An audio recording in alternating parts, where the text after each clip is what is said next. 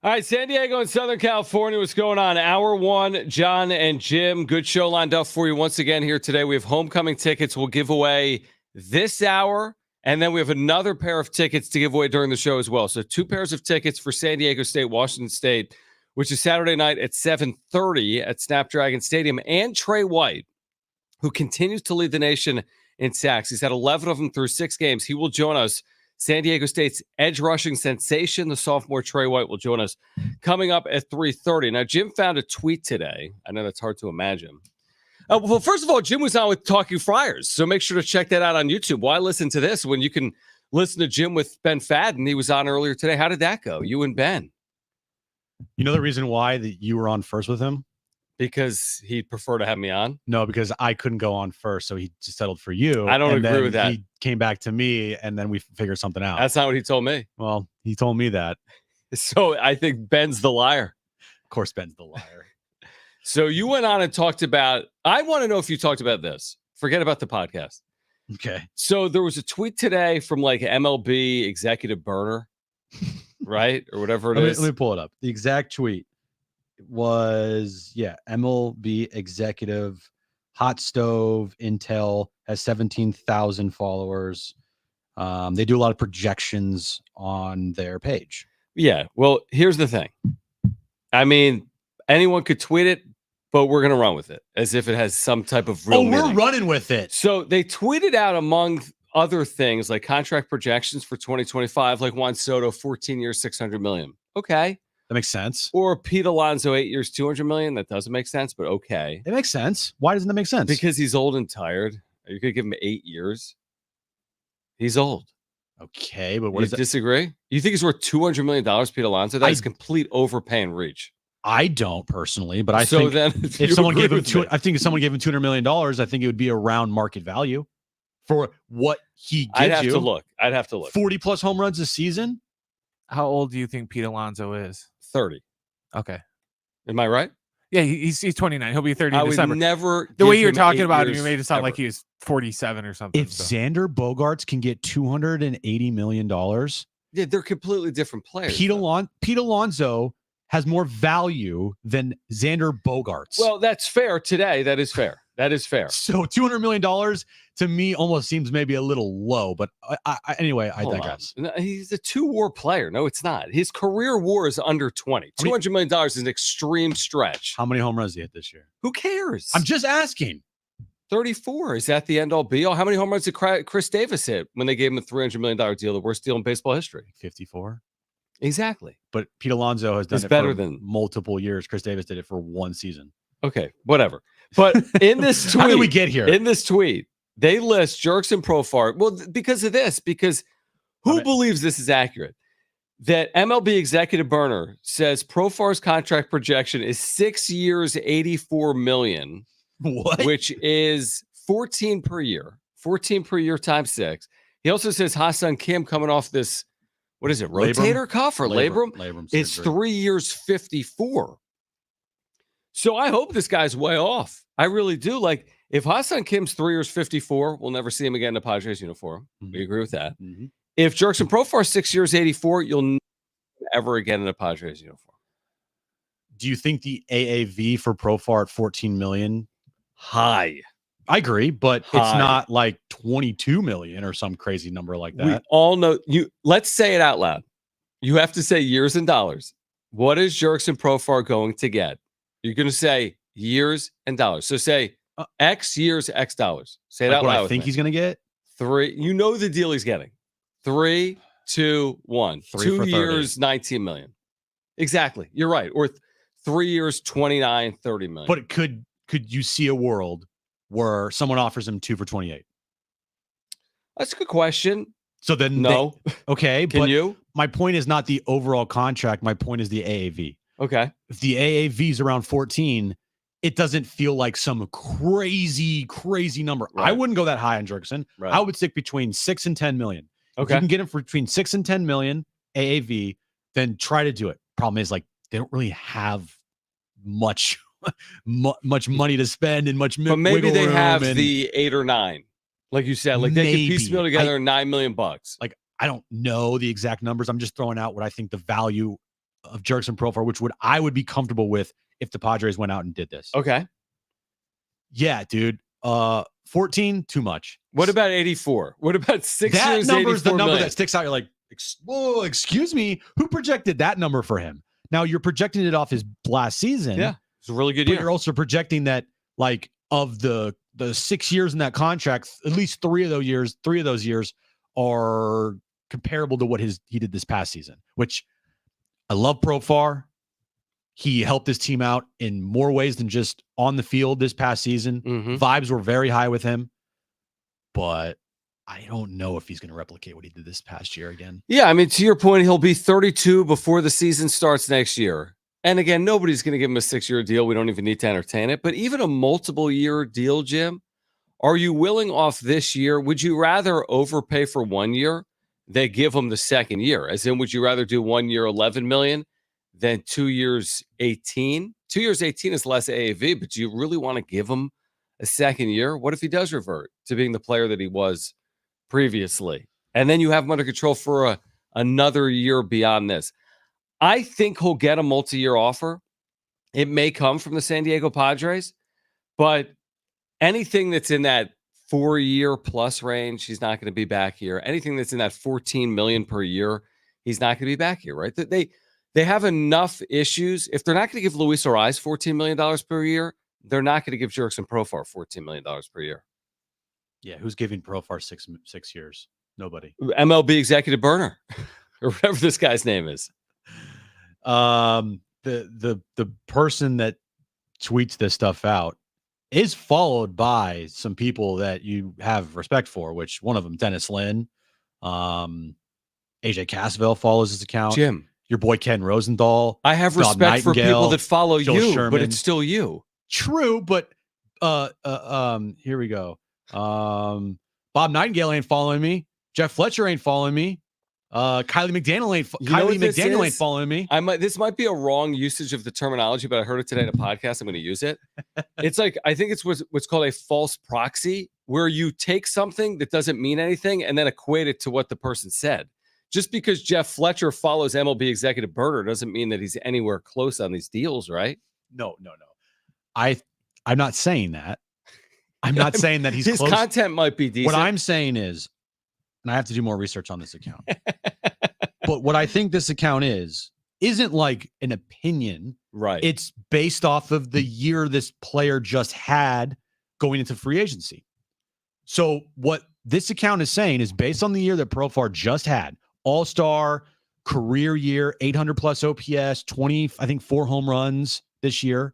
What they're saying is because of this past season, this is the projection of Jurickson Profar in free agency. There's no opinion to it. At least I don't think. There's just like, this is what this player, according to what they did this past year, projected would get in free agency. They don't take account into like declining or well, then they're not taking into account what Major League Baseball teams take into account. So, right? Yeah. If I went to Fangraphs, I know, yeah, and saw projections for Jurickson Profar in terms of his free agency earnings, there's no way it's anywhere near 6 years, $84 million. You're right. I mean, be 14 AAV, but that's a big difference. That's a big difference. Yeah.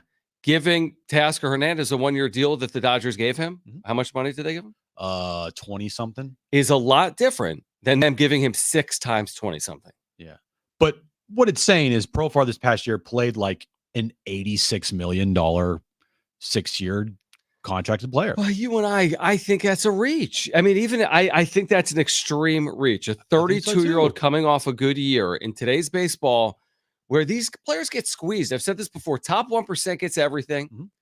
Everyone else is on league minimum. The top 15%, guys get squeezed. Second half of their career. Yeah. For every Manny Machado, there's Jurickson Profar on that $1 million deal. There's many more Jurickson Profars on $1 million deals. Look, do I think that he will get anywhere close to that? Absolutely not. That's my point. But if I'm Profar, you're going to need, and I'm not saying they're going to use like a projection for what he's going to ask in free agency, but this is probably going to be his last time to go to free agency. And he has the best leverage that he'll ever have right for the remainder of his career. So yeah, I'm asking for some pretty good money here. I'm asking for potentially $14 million a year. I'm asking for a multi-year deal. Maybe not 6 years, but can we get 2 and an option, 3? Do you think his agent goes to AJ? It's like, yo, I want 6 for 84. And AJ is like, why would you even ask for that? It's like, well, MLB executive Burner said that's my projection. Do you disagree? Do you disagree that Juan Soto, the projection there is off or no? I disagree. I disagree. Now, I think he's going to get more or less. Less. I think he's going to get $500 million would be my guess. Then what was the point of turning down the deal from the Nationals? Who knows? And why would you take maybe less than that if you had a career year this year and the stuff you're doing in the postseason is like legendary? Soto, who even knows? I mean, he's such an albatross, one of one, kind of in the Ohtani. But if Ohtani got 700 and plays both ways, how could you give Soto 600? Like, isn't that basically the same deal, but just a pitch? That's why I don't think he'll get 600 million. But Scott Boras, who even bro. cares? No, you're right. Ha-Seong Kim, hey, more power to you. If you get 3 for 54, enjoy your time in San Francisco. 18 AAV. Enjoy your time in Seattle or San Francisco or wherever you're going to end up. It's not going to be here. Nope, not going to be here. No, unless he thinks that it's better suited for him to just opt in here and get healthy and have a good second half so he can go into free agency fully healthy coming off of potentially, hopefully, a good season. You hope that if you're a Padres fan, you hope that Ha-Seong Kim decides to opt in because of the injury. I don't know if he will, though. Like, if he doesn't, then you're going to have even more questions to answer and, needs to fill if you're AJ Preller. How about this? What would you give Profar? Tell us on the talkback mic. Open the iHeartRadio app, search for San Diego Sports 760. You can leave a 30-second talkback. Hit the microphone. We'll play them on air. What would you give to Jurickson Profar Padres fans? Open the app, search for San Diego Sports 760. Hit the little microphone. You can leave up to a 30-second talkback. We can play those this hour. So what would you give Profar? Open up the app or text us 70470. Start it with the word team. On the other side, we're going to touch on San Diego State men's basketball. We're 2 weeks out to the day from the Aztecs opener. Jim had in his update, Reese Waters is out for the foreseeable future. Can San Diego State overcome that injury or not? Plus, Trey White will join us at 3:33. He leads the nation in sacks. I said 3:33. He's going to join us at 3:30. Trey White leads the nation in sacks. We'll give away homecoming tickets as well after a conversation with Trey. This is Jon and Jim.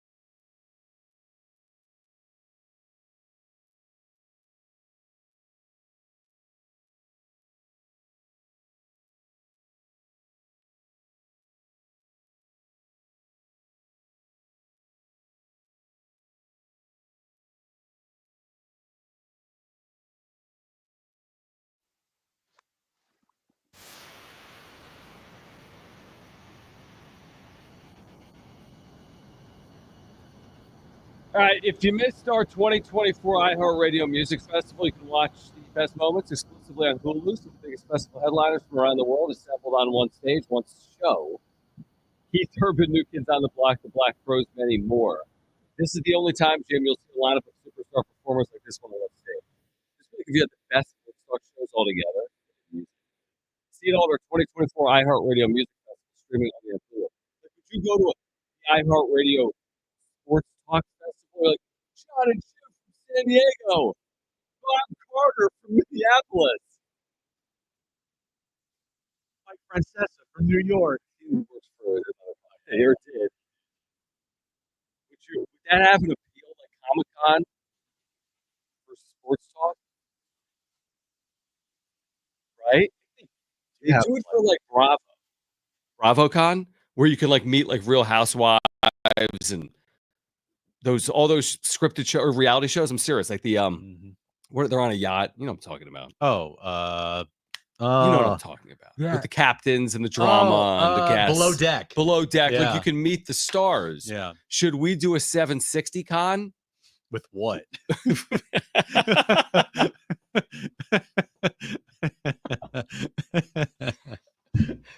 All right, you get the last laugh, I guess. Yeah. Oh my gosh. Hit us up in the talkback, Mike. Should we have a 760 con? Yeah. Should we? Okay, we will play your talkback responses. What would you give Jurickson Profar? Open the talkback mic, which means open the app, search for San Diego Sports 760, hit the microphone. You can leave a 30-second talkback, and we'll play it on air later this hour. So what would you give Jurickson Profar? We'll play that coming up later this hour. Reese Waters, you've had it in your update. Mark Ziegler was the one to first reported, I think, this morning in the UT. He's out with a foot. The particulars of which are, I think he's going to be in a boot for a period of about 5 weeks. He's not having surgery, which I think initially is the good news. The bad news is he could be out 6 to 8 weeks or longer.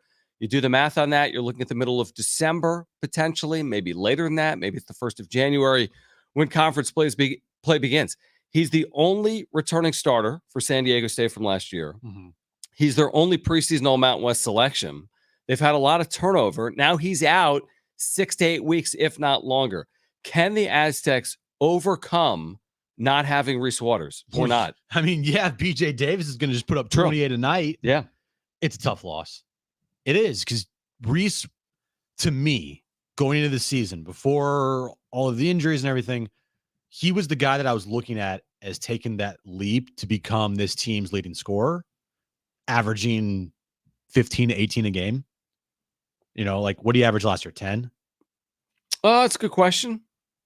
He had a great start to the year, and then they put him in a different role that he just wasn't off the bench. Yeah, he just wasn't comfortable with that role off the bench. 9.6 points per game. Okay. I was expecting him to make a leap to around 15, to be a leading scorer, starting role, having, more confidence in what he is doing. But yeah, it's a loss, but also it's a opportunity for someone else to step up and take that role. I don't know who that's going to be, but it's an opportunity now, because next man up. Yeah, I mean, you got guards. Like, if I was going to be without a starting guard or without a starting forward or center, I guess there's two ways to look at it, but like, they've got veteran guards. Nick Boyd, he's been out with a foot, but he's now healthy. Wayne McKinney, the USD transfer, I think is going to play a big role for this team. BJ Davis, like you talked about against UCLA. Okay, it was an exhibition, but had a huge game. He's a sophomore guard. Miles Bird, Taj DeGorville out of Las Vegas, who had just one turnover in over 30 minutes, by the way, at UCLA. Kimo Ferrari, we had him on the air. He had that, 11 made three-pointer game for Brown last year in the Ivy League. So, I mean, there's 5-6 names without Reese that, I mean, what do they say in sports? It's true, even more so in college athletics. There's no free agency or trade. It is next man up. There's no other option. It is next man up. I mean, we said it earlier in the offseason. You're trusting in the culture. You're trusting in the coaching. You're trusting in the identity. And you're going to have to get by without Reese Waters. Is it challenging with Gonzaga and Creighton and Oregon? 3 of your first 5 or 6 games plus someone else? Yeah, that's really challenging with or without Reese. And I think if you want to look on the positive side of this, now you have to wait after the 5 or 6 weeks in the walking boot to see how he is. They are electing to not have surgery.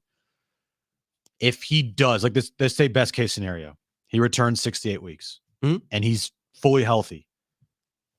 It's not like the end of the world. It's almost like a free agent, not a free agent pickup. That's almost like a transaction or trade that you just made at the middle of the season. Can't do it in college basketball, but you get one of your premier scorers back in the middle of the year. Trade deadline acquisition. Toward conference play time, and hopefully he can get his legs underneath him. And by the time conference tournament rolls around, no, you're right. He's raring to go, and hopefully this team gets into the NCAA tournament and he is playing at his best. I like that. It's never a good time to have an injury, but if you were telling me to pick a time to have injuries, I'd always pick the beginning of the year instead of obviously the end. I completely agree with that. And not just that. Yeah, you say, oh man, the season's almost here. I can't believe it. But the season isn't here. It didn't actually happen in the season, which would be even more costly. I mean, he's now in a boot and the season starts 2 weeks from today. So, he's got a path if everything goes well. And who knows with medicine and how bones heal. But if everything goes well, maybe you see him in 6 weeks or less. And if not, you're a little more cautious and it takes 8 or 9 weeks. The truth is that the conference schedule is going to mean a ton, just like the non-conference. And conference play doesn't really begin until January. They play one conference game in December. So he could still be available for potentially 19 of their 20 conference games, plus the conference tournament, to your point, hopefully the NCAA tournament as well. With that being said, when we watch San Diego State opening night against UCSD and Reese Waters isn't on the floor and your other starters have departed, I mean, it's always a new team. It's truly a brand new team. Now, Miles Bird's going to be out there. Miles Heide could be out there for San Diego State. BJ Davis. These players were all here a year ago. But it truly will. I think for a lot of Aztec fans, it's going to look like an entirely new team to start the season. I think some of that's exciting, and some of that probably keeps you up at night if you're someone like me, because I do stay up at night thinking about San Diego State. Yeah. Well, I'm excited to see what else they have. Like, can Pharaoh Compton have a role now with the team with Reese Waters out? I don't know if he's going to play guard. No, I know he's not. But like, I said a role. Yeah. Oh, yeah, definitely. How much is Magoon Guath going to be out there for? Yeah, I'm excited. Is BJ Davis going to now be elevated with the injury to Reese Waters?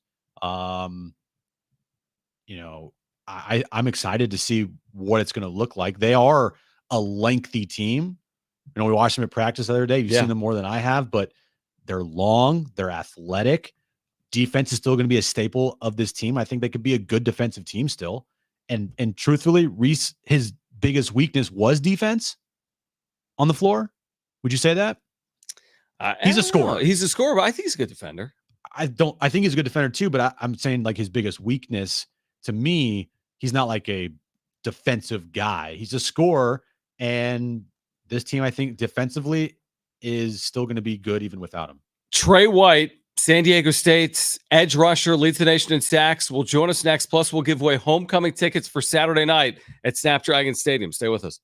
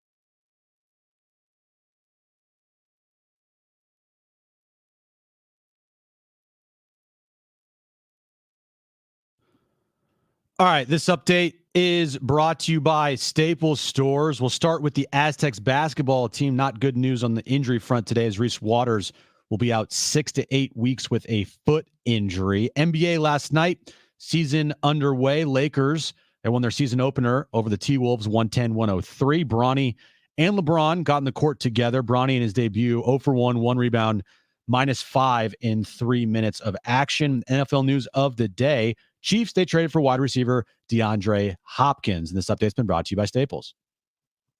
All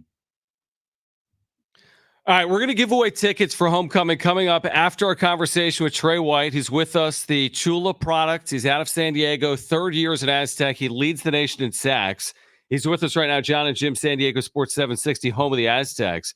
Trey, first of all, thank you for coming on. Hope it's been a good bye week, and we appreciate you taking time for us. Yeah, thanks for having me on. I really appreciate it. So we had your defensive coordinator on this week. I think it was 2 days ago because we had Jordan Napier yesterday, but we had Eric Schmidt on a couple of days ago. I asked the question, I'm like, what does Trey need to do differently now that he's getting all this additional attention? And now you see what he's doing on film as an edge rusher. He's like, Trey doesn't need to do anything differently. How is it impacting you, the way teams are trying to, quote unquote, defend you or stop you in that, edge rush position? And again, thanks for coming on. Yeah, I think teams are starting to chip me a little bit more, but, with my motor and just like the way our defense is, I'm going to get plenty of opportunities to rush the quarterback and defend the run. So as long as I keep on doing me, it'll open up other lanes for some of my other teammates. Trey, what's the transition? What's it been like for you moving to defensive end this year and then flourishing this year so far, leading the nation in sacks? Yeah, it's really not much of a transition. I played defensive end in high school for 2 years, 3 years actually, since my sophomore year. And it was just mostly refining the pass rushing skills by coming here. And I think the biggest help that I've had is my coach, Rob Wirtz. He's helped me refine my pass rushing skills, so I owe a lot to him. What's different about the defense in general? I mean, you spent a couple of years and at one point scout team player of the year. You were on the field last year as well as a redshirt freshman. But when you go from 3-3-5, which had so much success here, to 4-2-5, and you see you guys are among the top teams in the nation in sacks. The defense has played incredibly well. What's the transition like just from a defensive perspective, 3-3-5 to 4-2-5? It really isn't much of a difference. Both defenses like to add a lot of pressure. But I'd say the main difference is we're always playing with 4 down linemen in a 4-2-5, and a 3-3-5, you're playing a lot with 3 down linemen, and then you could have like 2 outside linebackers, 2 inside linebackers. That's probably the main difference, I would say. You said you had a lot of experience as DN in high school. So when they told you, all right, look, we're going to put you back at this position, was that like exciting for you? Did you feel like, all right, cool, this is like a spot that I can be unlocked at? Like how was your feeling about that when they told you you're going to be moving back to DN? No, yeah, I was super excited. I'm used to this position, and I pretty much knew a lot about it, but I knew there was a lot more to learn. So I knew that this is a place where I could excel because that's where I was playing in high school. So it was pretty much like coming home for me. And what's like, I guess, maybe the one thing that you have learned by going back to DN that you didn't know previously, before you moved back there? It's just like how deep my bag can get. With all my pass rushing moves, I really only was using my speed, but now I can use more of my hands and, a bunch of different techniques that Coach Orris is teaching me. San Diego State edge rusher Trey White with us right now on Jon and Jim out of Eastlake in Chula, leading the nation right now in sacks. You know the assignment this week. You've played some really good offenses, some outstanding quarterbacks. You get John Mateer this weekend. He's among the better dual threat quarterbacks in the country at Washington State. What is part of the game plan, or what is your strategy to hopefully combat what you've seen that he's been able to do on film this year? Yeah, he's a really great quarterback from what I've seen on film. And I feel like our biggest thing, we just have to keep him contained, and we know he can hurt us. So if we can stop him and stop him from scrambling a lot and just bring him down, I feel like that's the biggest thing, not missing any tackles on him and bringing him down when we have the opportunity, I feel like we'll be great. Coming off that heartbreaking loss to Central Michigan, you guys bounced back and you guys won 2 in a row here. What does that say about your team, having that heartbreaker and then bouncing back here and winning 2 straight games? Yeah, it just shows that we're not going to give up. We're always going to fight. And even though we're all relatively new to each other, I feel like we've created a close bond. with the help of our coaches and just like the locker room chemistry, I feel like it's been really great, and we always have each other's backs. What's it like watching your offense progress? I feel like probably on both sides of the football and special teams too. I mean, the point of football is to improve over the course of a year. I think we've really seen improvement on the offensive side of the ball. What are you seeing from whether it's Danny O'Neil, the offensive line, the receivers? How have they improved as the weeks have gone by? Yeah, I think it's not just a testament to one person. It's throughout the whole entire offense. You know, Danny O'Neil has been stepping up really greatly, and even though like all the shuffles through the O-line, I feel like we stayed pretty constant throughout. And you know, everyone has that next man up mentality, so everybody's ready to go when it's their time. Trey, how much thought have you put into your future, if any, right now? Right now, none. I'm really focused on this season and getting a conference championship. We're 2-0 in conference, so I'm just excited for the next 6-7 weeks that we have with this team, and I'm excited to see how far we can go. I think I saw a video, maybe it was at GoAztecs.com with some media availability where you said heading into the year, you know, I wrote down some goals, like individual goals, like from a team perspective, we want to win, but I'm like, hey, if I could get the double-digit sacks, like that's a huge year. And you're already there. So now, and then you said, hey, what about, I mean, so what is there an individual goal, or is it all about the team right now? But now that you have 11 sacks, what are you thinking about, knowing that you're already into double digits? Yeah, before the season starts or every season, I try to write down goals for myself because I really believe in that and manifesting it, and you know, just putting it down on paper just so you have somewhere to strive to. So yeah, at the beginning of the year, my goal was 10 sacks, and I'm already past that. So you know, I just got to double it and try to get that 21. Has it kind of been surreal? I mean, your third year in the program, you're out of Eastlake, you're born in Chula, you're playing at San Diego State, you're in this new stadium.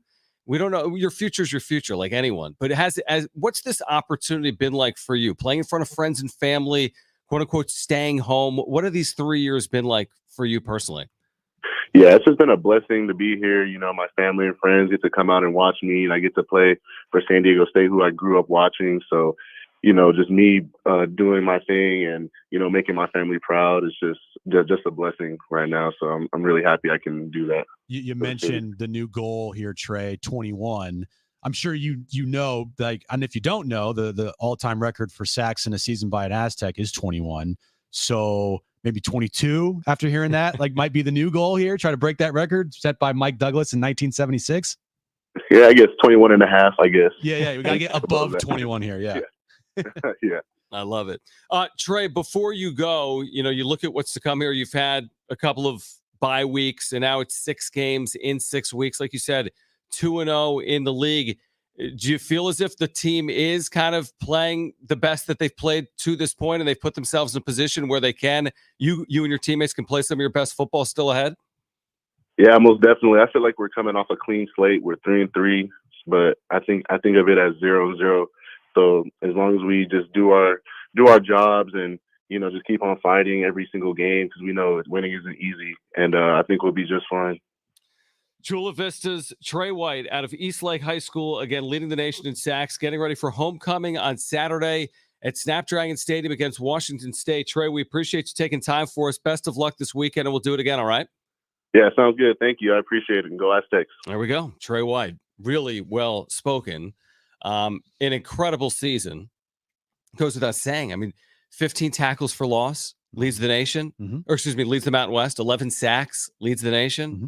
I mean, that's incredible. So, incredible production. Right now, 21's the record set in 1976 by Mike Douglas. Second on that list is 13 sacks. So the second most sacks in the season is 13? Yeah.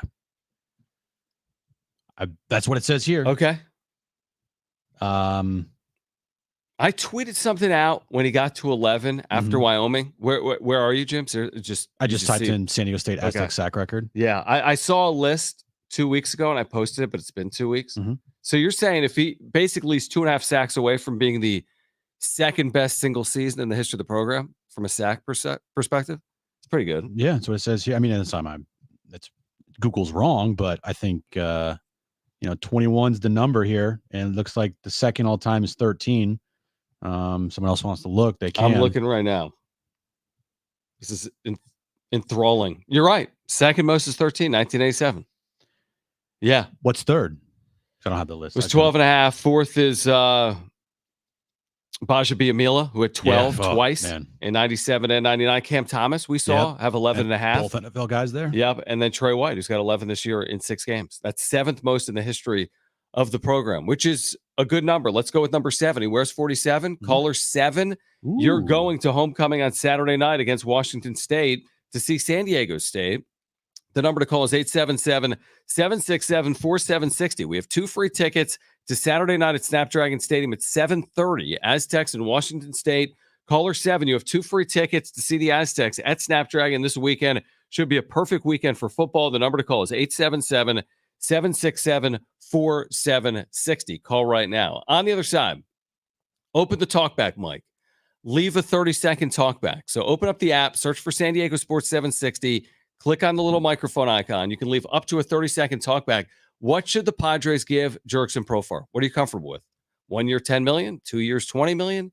What did we say earlier? 6 years, $84 million, or somewhere in between? What should the Padres give Jurickson Profar? Your talkbacks and texts are next. This is Jon and Jim.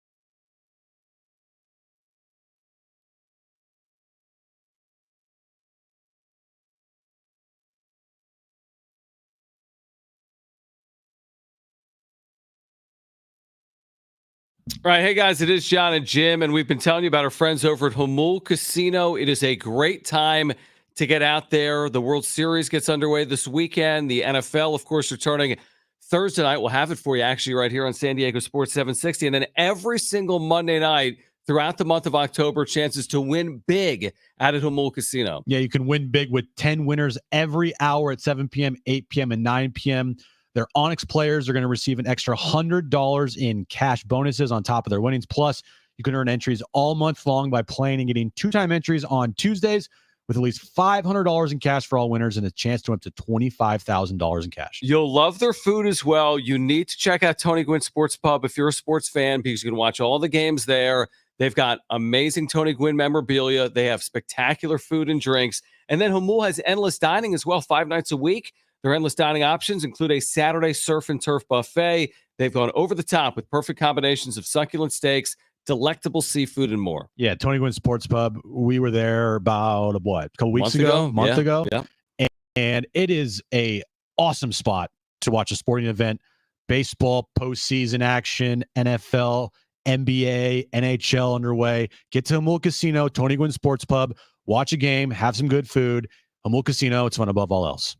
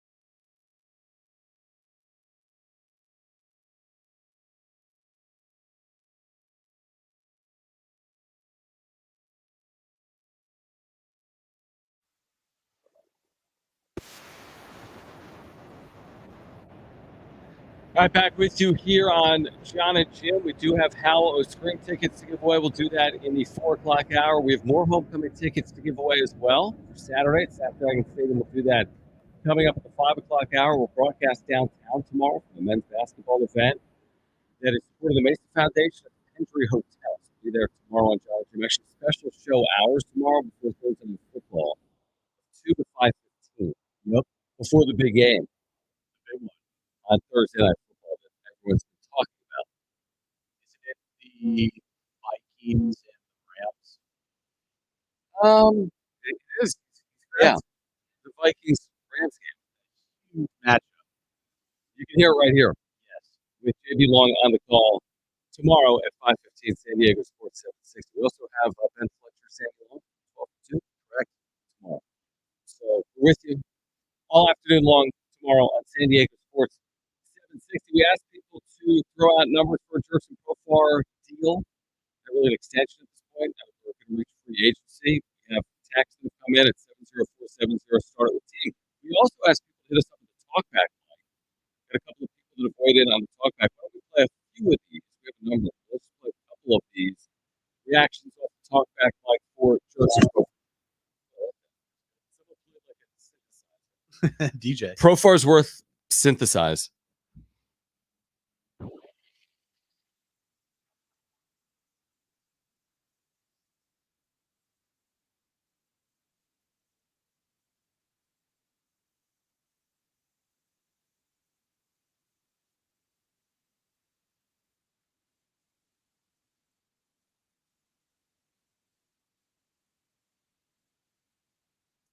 Jim? Oh.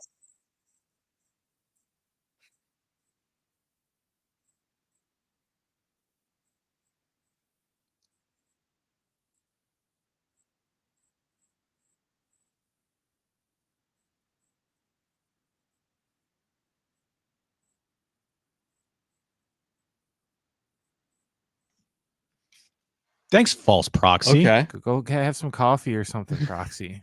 I would lean towards false proxies. 2 years, 12 million. I don't think 12 million. Dude, after an all-star year, you're asking for the moon. Mm-hmm. But you're also, I think, should be understanding like probably not going to get that. So I have to be okay with getting potentially this. I don't know if he's gonna get 6 million a year. Kind of feels low, right? Yeah. Mm-hmm. I would say between 8 to 10 million a year AAV. If you get a 3-year 30, that sounds like something that he was probably looking for back a couple of years ago before he got nothing and had to go to Colorado. Right. So yeah, 3 for 30, 2 for 25, something along those lines. Do they have the money? The Padres have the money to spend on a guys like Jurickson Profar while also completing other moves that they need more than That's him? a good question. Like, do you want Profar back or do you want to extend Luis Ariz? If you want to go down that path, I mean, they're maybe similar in average annual valuation. Luis Ariz, his final year of arbitration, he could make $14 or $15 million. Jurickson Profar, we started the show by saying that the projection from whatever burner account was $14 million per year. They can't pay all positions that well. They're not in that position. It can't be 14 for Ariz per year and 14 for Profar and whatever it is for Cease and King. Like, there's gonna be a point where you're making a tough decision, and it's at the expense of what? Is it at the expense of Jurickson Profar or Luis Ariz or Michael King or Dylan Cease? Where do you draw the line on we can only go this far? Because I don't think all these players get the 14 plus million per year. No. Some of them will, but some of them won't. And who won't? And Profar is not getting 14 million per year. So that's the first player that's not getting 14 per year. Now he might get 8 or 9, to your point. And maybe they can make that work and bring him back. Put the question out there on X as well.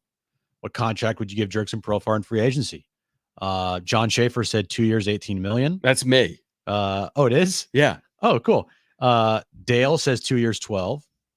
Friar Shrek says 2 for 16. Okay. Our buddy Crazy Raider, I think he's joking, 10 years, 300 million. No, that's real. Sam says 2 years, 10 million. LFG Dad said 2 years, 16 million. Kawizin Hunt 15 says 3 years, 24. Nando Profarrell says 2 years, 20. Jose says 3 years, 21. 3 for 15, 4 for 60. So I think a lot of reasonable contracts that were said there. Just again, the problem is, do they even have the resources to do anything with Profar? And if they don't, then I guess this is all moot point. I kind of like, of all those deals that you just threw out, the one that was like the most realistic with the lowest AAV, 3 for 21. If you're the player, you're maximizing dollars. Like 3 for 21 is more than 2 for 18. Yeah. Just in sheer dollars, it's less per year. From the organization's perspective, the AAV is low. Yeah. Like 7 million is a reasonable starting all-star caliber player, 7. So like you're getting 21 guaranteed. The organization's getting 7 per year. I mean, is that too low? Can he do better than that? Like, if What's you're Jurickson Profar, are you going to leave for San Francisco because they give you 3 for 29? If you could only get 3 for, I'm making it up, 3 for 24 here, and San Francisco says 3 for 30, are you gone? Well, if someone offers him 3 for 30, and the only thing that Preller could offer him here was like 2 for 12, Sure. guess what? You're going gone. for 3 for Yeah. 30. Yeah. Or 2 for 15 or whatever the number is. But I do think it's fair to ask, like, will he take the discount here? He took it this year. Now he's coming off a year in which he was waived. But, like, he clearly wanted to be here. And so that's like a 600% increase in salary. What, to go from 1 million to 6 million? Yeah. Yeah. Or 7 million. Yeah, that'd be 700%. 700% increase. Mhm. So whatever he gets, it's just a massive increase. He's going to want multiple years. He's going to, I would say, between 20 and 30 million. And I don't even know if the Padres can even afford that or want to give him that, truthfully. Like, we're going to see how much Profar really wants to stay here, depending on the market for him. Yeah, I mean, it's like anything in life. Like, you may, I mean, we just talked to Trey White. Yeah. Who is out of Eastlake High School in Chula Vista, and he may want to stay here, and he may ultimately stay here. But when other offers present themselves, it's hard when money starts getting involved, and you can get a lot more elsewhere. I think if things are comparable or equal, you're going to choose your, where you're most comfortable or what makes the most sense. But, if Jurickson Profar, to your point, can double up the money, he's going to go where it's doubled up. If a player in NIL can double, triple, quadruple up, more often than not, they're going to take that offer. Yeah. And good for him if he leaves for a lot of money. That's kind of the whole point of the sport and the business side of it, is to have great years and turn that into big time contracts. Yeah. And that's honestly what the players union wants, because when players have good years, they earn more, and that sets bars for other players. Mm-hmm. Like if Jurickson Profar, he's not the perfect example. He's not the top of the market. But if Juan Soto, for example, said, you know what, I love the Yankees, hometown it. I know I turned down 500 with the Nats, but I'll take 390 now. They'll be like, well, hold on. Why'd you take 390? Like if you set it at 5, now the next player slots in at 450 and then 4. But if you set it at 300, the next player's at 250 and 2. So it matters. I want Profar to stay. I think he would be a big loss for this team, not just on the field, but like in the clubhouse, for the vibe of the team, as a leader in that clubhouse. I think it would be a loss for sure. I'm not just saying like, it's fine, you can whatever. It's the loss. If you don't bring back Profar, you have to be responsible about it. If you don't bring back Profar, that's a loss for me. I would agree. Yeah, I would agree with that. And that would hurt. That would hurt. All right, next hour, in the 4:00 hour, we've got a 4-pack of tickets to SeaWorld's Howl O Scream. We'll give those away during Trainwreck Radio. In the 5:00 hour, we have San Diego State homecoming tickets for Saturday against Washington State. And coming up next, we'll get to the wrap. It's hour 2 of Jon and Jim, and it's next.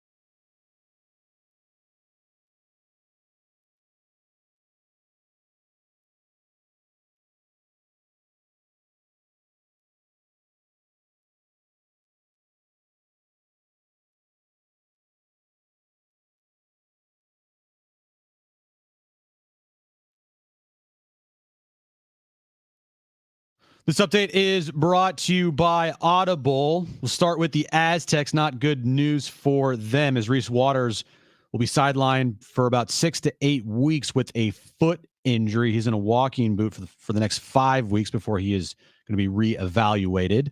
Lakers, they won their season opener last night over the T-Wolves, 110-103. Bronny and LeBron got on the court together. Bronny, in his debut, 0 for 1 rebound, -5 in 3 minutes of play. NFL news of the day, the Chiefs traded for wide receiver DeAndre Hopkins. And sad news in the baseball world as Fernando Valenzuela, passed away yesterday at the age of 63. Why not escape the traffic with Audible? Immerse yourself in new world stories and ideas with an incredible selection of audiobooks, podcasts, and originals. There's more to imagine when you listen. Sign up for a free trial at audible.com today.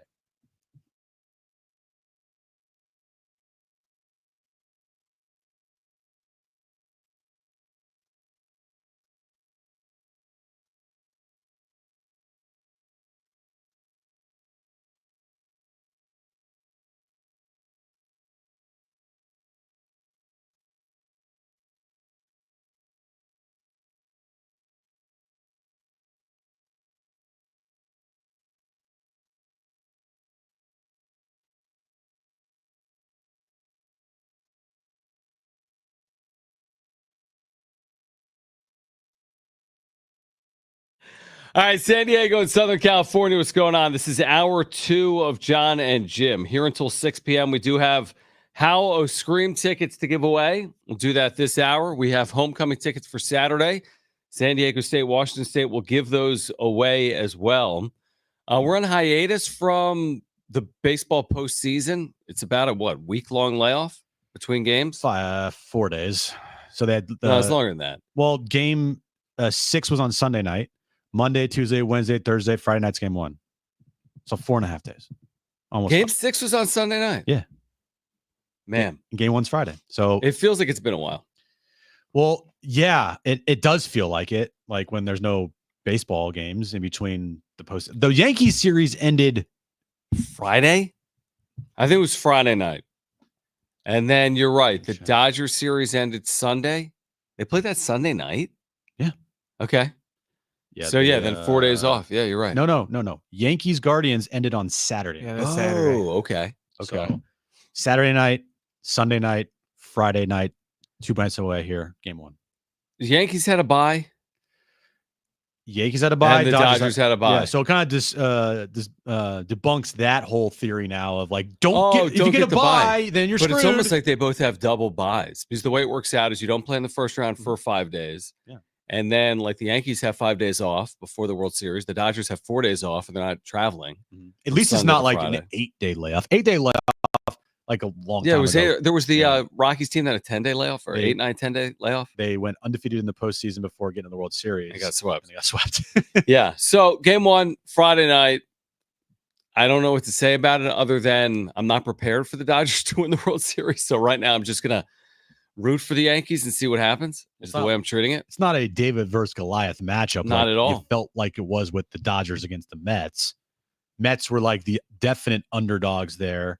They were an 89 win team, got hot at the right time, Yankees are really, really good. Mm-hmm. Dodgers are really, really good. I hope it goes longer than 6 games. I hope we get longer than 6 is long. No, I meant like I hope we get to game 6. I Mm-hmm. hope we get to game 7 because I think that would be fun to watch, and I hope the Yankees win. You know, it's funny what you just said there. Like, I hope it's a 6 or 7 game series. I think most baseball fans would agree with that. Like, oh, that's a good look. Honestly, what I hope for is the Yankees win the thing in 4. How about in 3? That'd be nice. How about in 2? Like, yes, How about you're in right. 1? For the sport, the truth is Yankees Dodgers deserves, quote unquote, a long series. Like, that would be intriguing, and there'd be storylines and talking points, and it could go back and forth. The team's up a game, then down a game. But if the Yankees took care of business in 4 or 5 games, I don't think anyone's going to complain, even if it means Juan Soto's got another ring, which is what it would mean. Garrett Cole, Jack Flaherty, game 1, Friday night.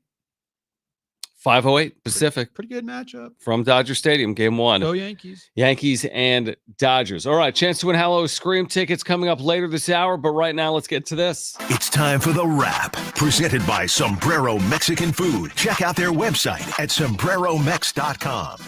All right, now that all the sentimental crap's over, is Bronny going to play again this year? Not like forever. I will say, I did watch it last night, and it was a cool moment. I'm not going to discredit it. It was a cool moment to see it happen. And I think that the Lakers, to their credit, did this last night. Did it in a way that wasn't a circus, that wasn't like, what's going on here? They put in Bronny with LeBron with about, 7 minutes left to go in the first half. They were up by, I think, double digits. It wasn't like, they waited until a potential blowout to do it, or they did it in the first quarter. They did it at the right time. He only played 3 minutes. He didn't look like, embarrassing out there. He took a shot off of LeBron's pass and he missed it, bricked it. It's ruined his legacy. I thought it was a cool moment, but okay, that moment's over with. And I don't think he should or will play again for the Lakers this year. He got to go down to the G League, and he has to start getting better.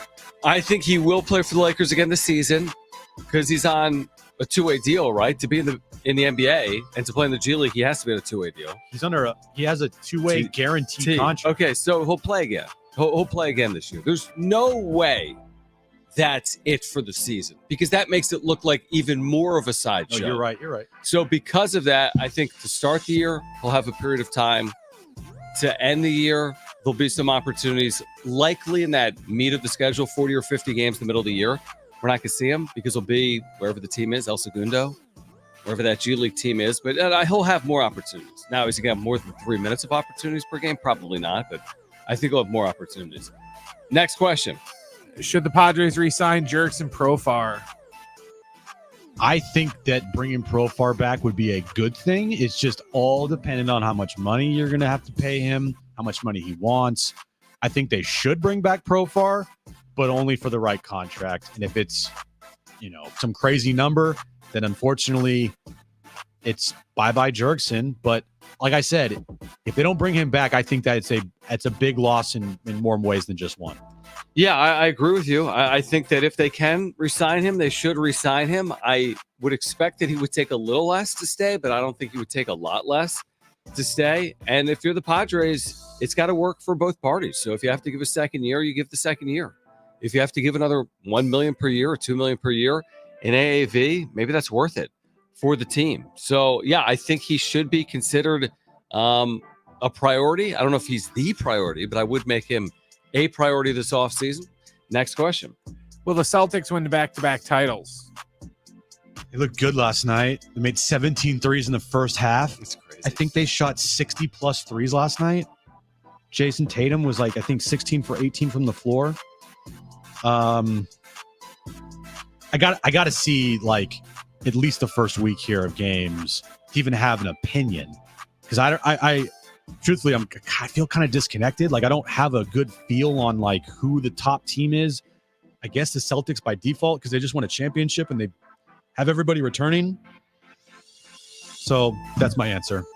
Yeah, no, I think that's a decent answer. I mean, how could you say off one game if a team is a favorite to repeat or not? But they did do it a season ago. They're likely the Eastern Conference favorite, and by likely they are. And in Vegas, they're actually the favorite to repeat.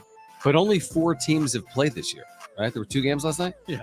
That was it. So we get the full slate tonight. There's 10 games in the NBA. They're opening up officially the Intuit Dome in Inglewood tonight. That game's on ESPN. To the Clippers, yeah, and Brent just said the Suns. Suns are actually a big favorite tonight in LA against the Clippers. No Kawhi. There's a lot of people tonight. Embiid's not going for the Sixers. Paul George isn't going for the Sixers. Middleton's not going for the Bucks. NBA's back. That's how you know. Which, by the way, speaking of Embiid, yeah, did you see the story on He's it? under investigation for never playing. Because it's you're already doing load management in game 1. What's going on here? Did you see the stat that he's missed 46% of his career games? It's 46%. And it's fishy because you played every game in the Olympics and you started every game in the Olympics. It just proves the point that nobody wants to sit the point is the NBA regular season is so absurdly watered down. The organizations all sense it. You don't need these players for more than 40 games. But the new rules, I know you have to basically be available. you got to be available for a certain percentage of game to get awards, to get all NBA teams. And when you're looking at guys, and I don't think Embiid falls in this category, but a lot of guys, to get future contracts, to get the max deals, and to be in that Super 2 max range, you got to play a certain amount of games and be on an all NBA team to be eligible for those. True. But let me ask you this, and you're right, that money's crazy. But if you really think about it, would you prefer to play the games you're playing and make $34 million a year, or to play in all the games and make $54 a year? I mean, 34 of those John, crazy money too. But here's the thing. Embiid's making crazy money. I get it. Me and you, absolutely. I'll take 34. I'm good with that. Dude, when you're dealing with agents and players and egos, they're not going to sit there. Apparently, it's not impacting Joel Embiid. You ain't going to see anybody sit there and be like, I'll take 34 over 55. Well, then why aren't these guys playing? Embiid's already has a big contract. Well, they all have big contracts. Okay. Do they not? That's my point. All of the players, even the non-super contract guys, there's guys making crazy money we've never heard of. And guys want to make, guess what, John? More money. Yeah. And they want to get accolades. They want to win MVPs. And they want to be in the all-NBA discussions and be on those lists. So no, I know. But here's my point. The 30th highest paid player in the NBA is Darius Garland. Yeah, it's ridiculous. And he's making $37 million a year. Yeah. I'm content with being the 30th highest paid player in the league and getting 37. You are? And so is he. But some aren't. Maybe. Zach LaVine, $44 million. Give me a break. Next question. Is Saturday a must-win game for the Aztecs? For what? To make a bowl game, to win? No. We have right now they're underdogs in that game, correct? Correct. How much? They are plus 14 to plus 15. They're minus 14 and a half. No, they're plus 14 and a half. Right. Yeah. Washington State's favored by 14 and a half. We've already went over this. Right now, the win over Wyoming last week was massive because it sets up, if you go chalk the rest of the way, you're 6-6. Right? You're going to be favored against New Mexico. You're going to be favored against Utah State. You're going to be favored against Air Force. You're going to be underdogs to UNLV, Boise State, and obviously this weekend to Washington State. You go chalk 3-3, boom. How you doing? 6-6 bowl game. Right. So that's why this week is not a must win. But you're right. But hear me out for a second. If you have a 60% chance, this might go way over your head. Oh, jeez. If you have a 60% chance to win a game, that means you win 6 out of every 10 times. You get that, right? Yeah. So, for example, would you say that when they play Air Force or New Mexico or Utah State, are they more than a 60% favorite? They're going to be what? 2, 3, 4 point favorites in those games? 5? That could be 15 point, 20 point favorites, right? Maybe a touchdown, depending on how they play. Okay, so 60, 65% chance of winning. Air Force is won one game this year. New Mexico's won what? Like Utah State's won a game. Yeah, but Air I mean, Force has Wyoming had won one game, and it was a 1 point line. Okay. You know, it was on the road though. True. One of those games is on the road, Utah State. Yeah, you're right. Hear me out. If you have a 60% chance of winning, I'm confused. Then the odds of it's hard to explain to you. How about this? How about this? If you have a coin flip chance of winning, then you have a 1 in 2 chance. To win back-to-back coin flip games, you have a 1 in 4 chance. To win back-to-back coin flip games, you have a 12.5% chance of winning those 3 games. So you're calling. My point is, it's not easy just to chalk your way through it. No, I get it, but are you saying that the New Mexico, Air Force, and Utah State games are all coin flips? No, that's why I said 60%. But to make it easy for your brain, I did coin flips. For my brain. Yeah, you're not a math guy. I'm insulted, and I don't know why I'm insulted. We will say goodbye to a baseball legend on the other side, plus give away Howl O Scream tickets coming up later this hour. Jon and Jim.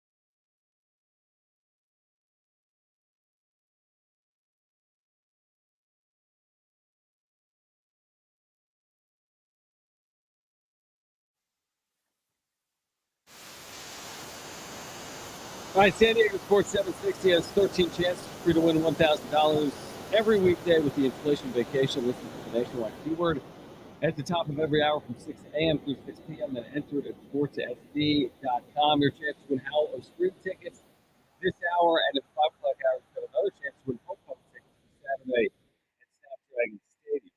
Most sports fans love baseball fans saw the sad news last night. Fernando Valenzuela, he played for the Padres. He's supposed to know we're coming up Fernando Mania. What he did with the Dodgers in 1981, Dodgers-Yankees World Series. Dodgers won that World Series, right? That incredible year.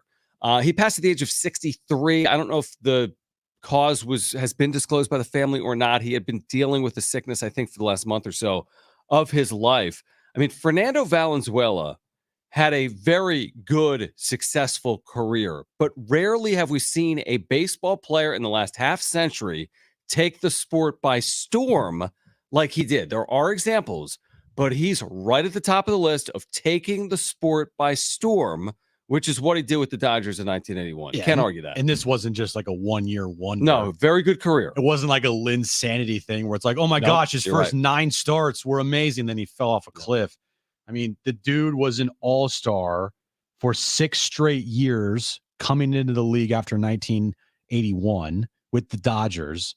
The numbers he put up were, I mean, insane. As far as like innings pitched goes, John, 25 starts in 1981, 192 innings. Rookie of the Year, Cy Young Award winner. 285 innings, 257 innings, 261, 272. Different game. Yeah. But he's most known, I mean, obviously Fernando Mania. Mm-hmm. We're both too young to have experienced that. Yeah. But I mean, don't you agree with that idea that from a baseball perspective, what was like marketed bigger in the last 50 years? I don't think Ohtani's debut holds a candle to Fernando Mania. Like Ohtani in Anaheim, me, can't be equated to this. Yasiel Puig. The time that we're in now, it's just different times. It's different times. Back in 81, baseball was the sport. Yeah. It was the sport. Look at the numbers as far as ratings go. Yeah. 40 million people watching World Series, 50 million. Yeah. They're bigger than the NFL. Maybe Hideo Nomo. Nomo was big. Nomo was big. Yeah. But this is on par within the last half century, as big as it got in terms of like a debut for a player and taking the sport by storm. There's examples, but this was it. Yeah. And to your point, he did back it up. Now he had run out of gas. If you look at the second half of his career, like who threw 290 innings? By the second half, he wasn't the same pitcher. You know, when he came here to the Padres in 95, he was here for 2.5 seasons. The game in Mexico, the inaugural game in Mexico, where he pitched. Yeah, which was not in Mexico. Where was Mexico that? City? Monterrey? Monterrey. Yeah. He had a really good 96 season, the year that the Padres did go to the postseason that year. He went 13-8, 3.62 ERA, and 171 innings pitched. No, you're right. So he pitched well. Like he had a good year here. And then he bounced around to like Philly, the Orioles, Lewis to finish off his career. And then, but these numbers is 1980. Yeah. Listen to these games here. April 9th. All right. This is his first start. Shutout.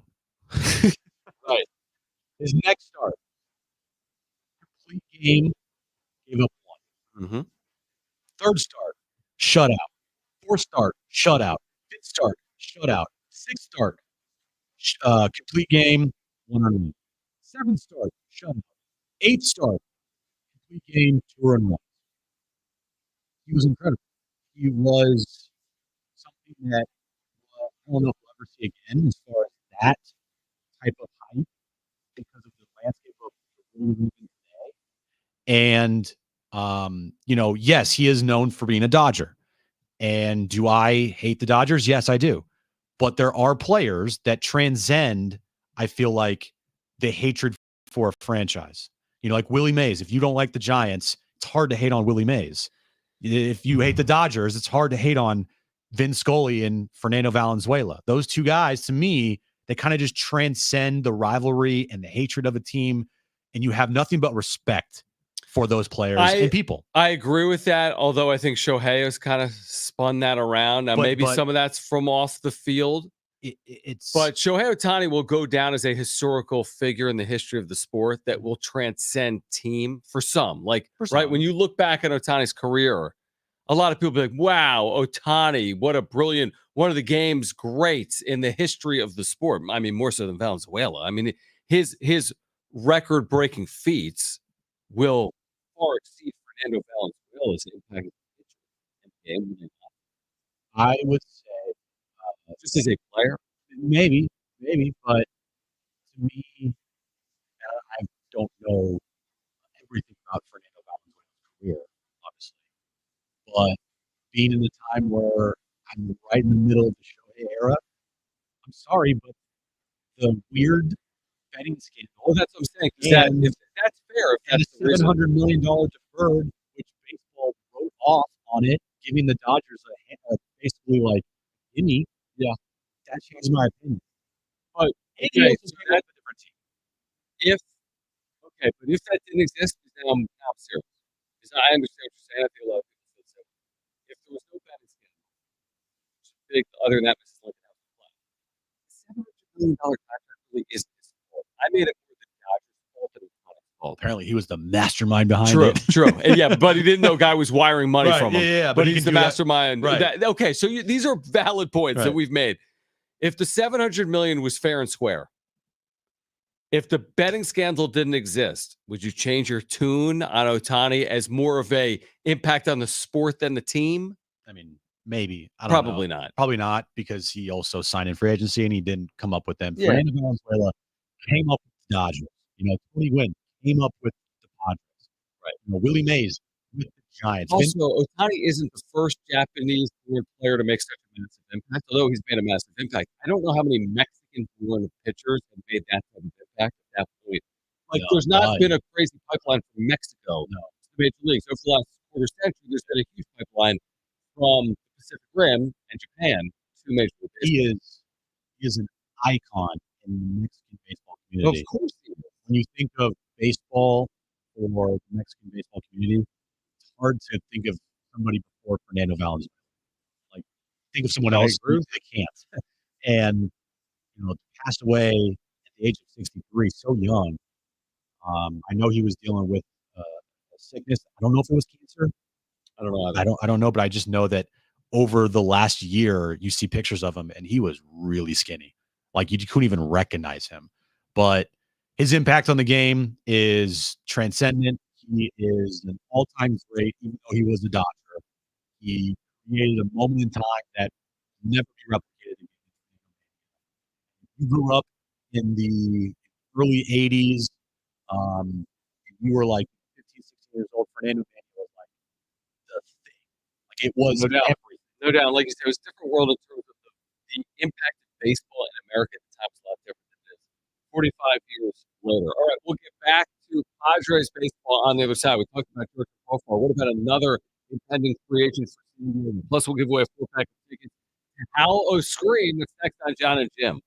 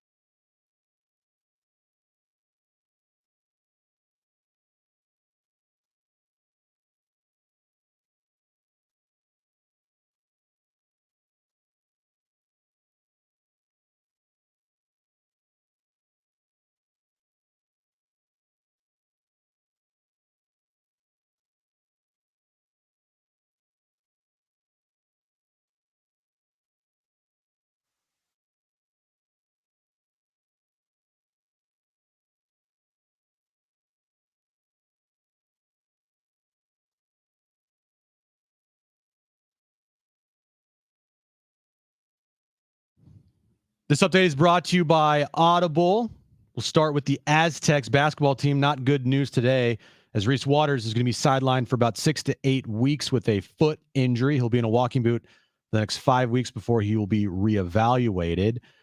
Lakers, they won their season opener last night over the T-Wolves, 110-103. Bronny and LeBron got in the court together for the first time. Bronny in his debut went 0 for 1, 1 rebound, -5 in 3 minutes of action. NFL news of the day: Chiefs traded for wide receiver DeAndre Hopkins, and we just talked about it. Sad news in the baseball world as Fernando Valenzuela, Fernando Mania, passed away yesterday at the age of 63.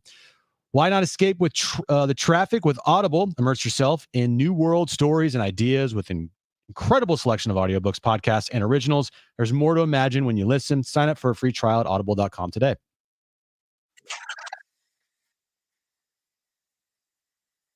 All right, Jon Jim with you. We've got that 4-pack of Power of Spring tickets. SeaWorld will give those away. We'll let you know what's also those in the next 10 to 15 minutes. We've got homecoming tickets for Saturday.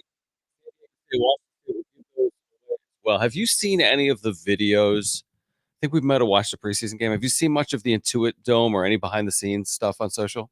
Yes.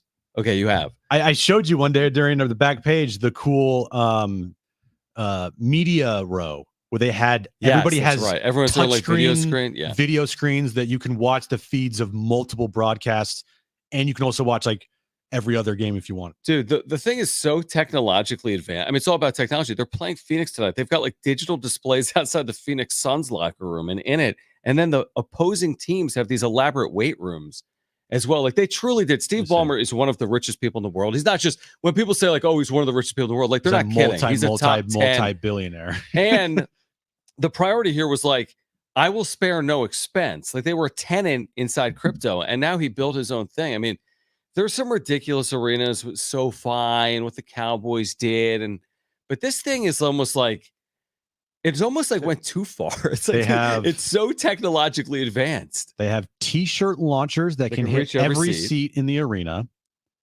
They have little like joysticks on each seat, Brent, where you could like partake in trivia contests. It's like an ABCD where you just like hit a button like, oh, who's the Clippers winningest head coach? And you hit A, and then it shows up. So it's like David Buster's at a basketball game. There's a screen in the main hallway that greets fans by name.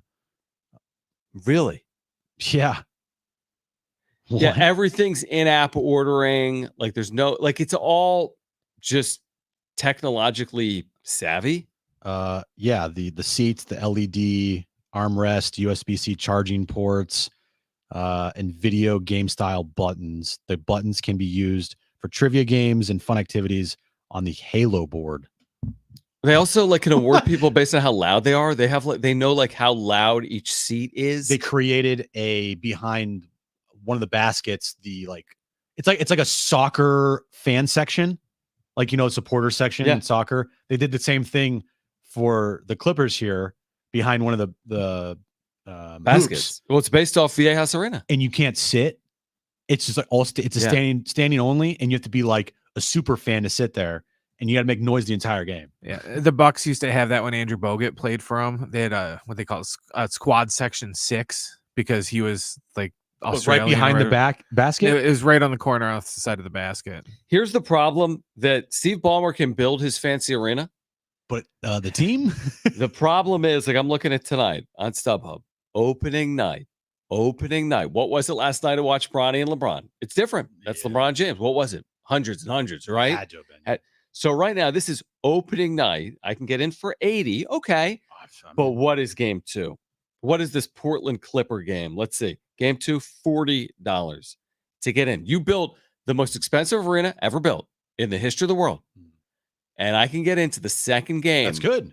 For $40. It is good, but you also, I guess if it's not about creating revenue, but I'm saying like you can't make a franchise relevant just by doing things like this. Here's the thing. I could care less about Steve Ballmer's pockets. Pause. For me, if I can get into that arena for like $40, dude, I'm in. But that's not my point. I don't care if I'm trying to make is the Chargers point. What? The point is you could put the Chargers in a shiny new building. The Clippers point's a different one. The Clippers aren't the Chargers, as in they have more relevancy, but they still are the secondary team, blah, blah, blah. But getting into But I can go to a Chargers game for nothing. Not nothing, dude. It's still an NFL game. You got to pay hundreds of bucks for that, John. No, not yes, hundreds. Not hundreds. Yes, I'll look it up. You tell me Chargers Cardinals if it was at home would be hundreds of dollars. Because it's SoFi, not because it's Chargers Cardinals. Is that accurate? Look right now. Okay, but let me give you a rando game here. Okay. Is Bengals Chargers random now? What's the most random? Saints, Titans, or Bengals? Titans. Okay.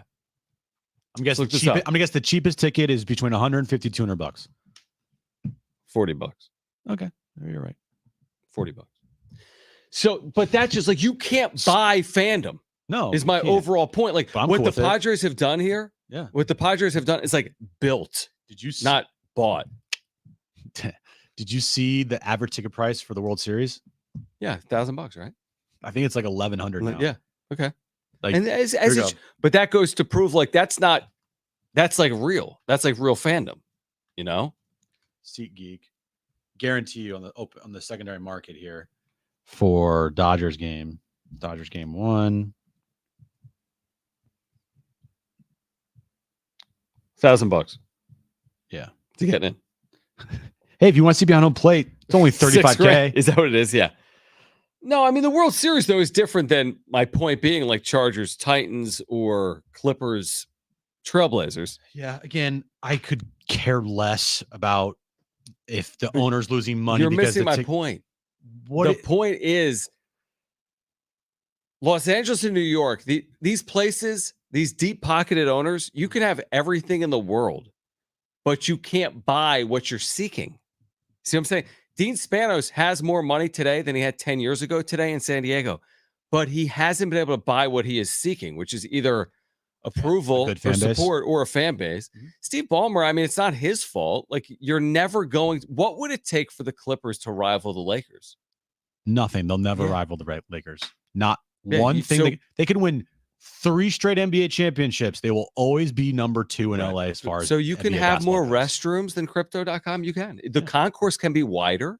You can have ABCD joysticks and the loudest fan, but you don't hold a candle. That's fine. I just find that part to be fascinating because I don't know what it is about it. It's just certain things are just inherently true, which is you can't buy your fan base. That's in every sport. Yeah, probably. You have to either be good or have a deep history or create something that can last for decade plus. Right.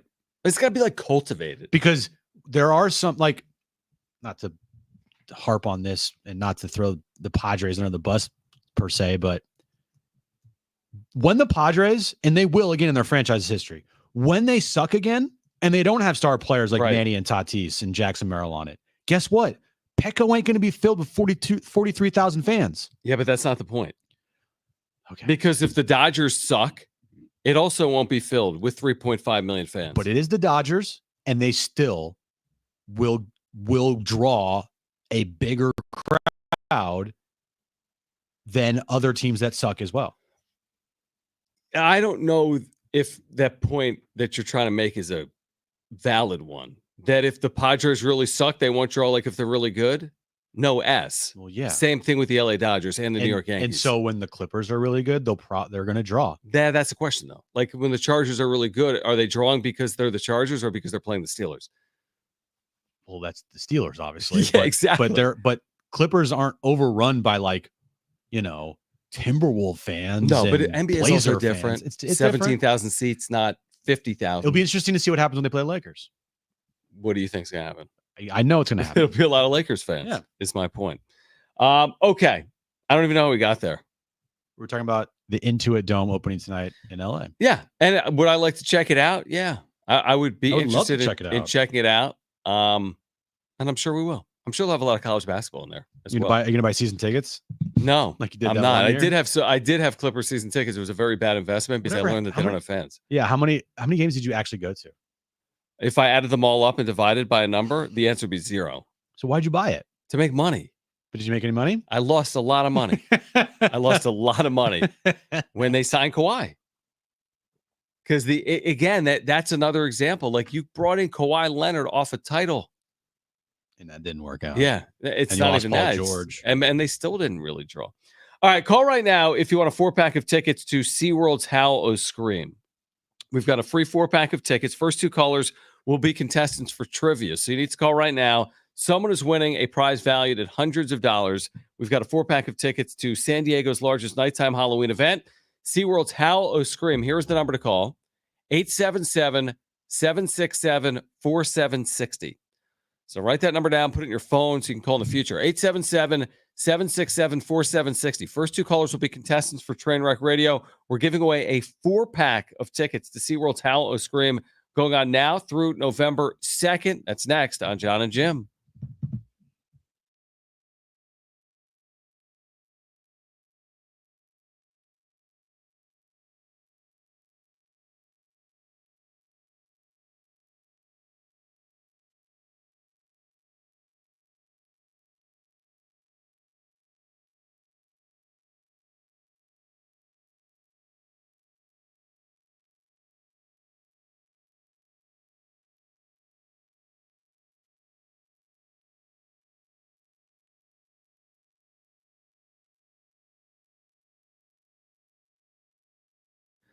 All right, what if you could be debt-free by this January? Get rid of all that high-interest debt, pay off all your credit cards, consolidate everything into one lower payment. Hey, guys, it's Schaefer. If you're ready to stop stressing over bills, you need to call Loan Pronto right now. With rates at their lowest rate in 2 years, this is the perfect chance to use your home's equity and save big. Going into the new year, Loan Pronto's got rates with APRs in the low fives, and they're getting homeowners hundreds of thousands out of their home's equity.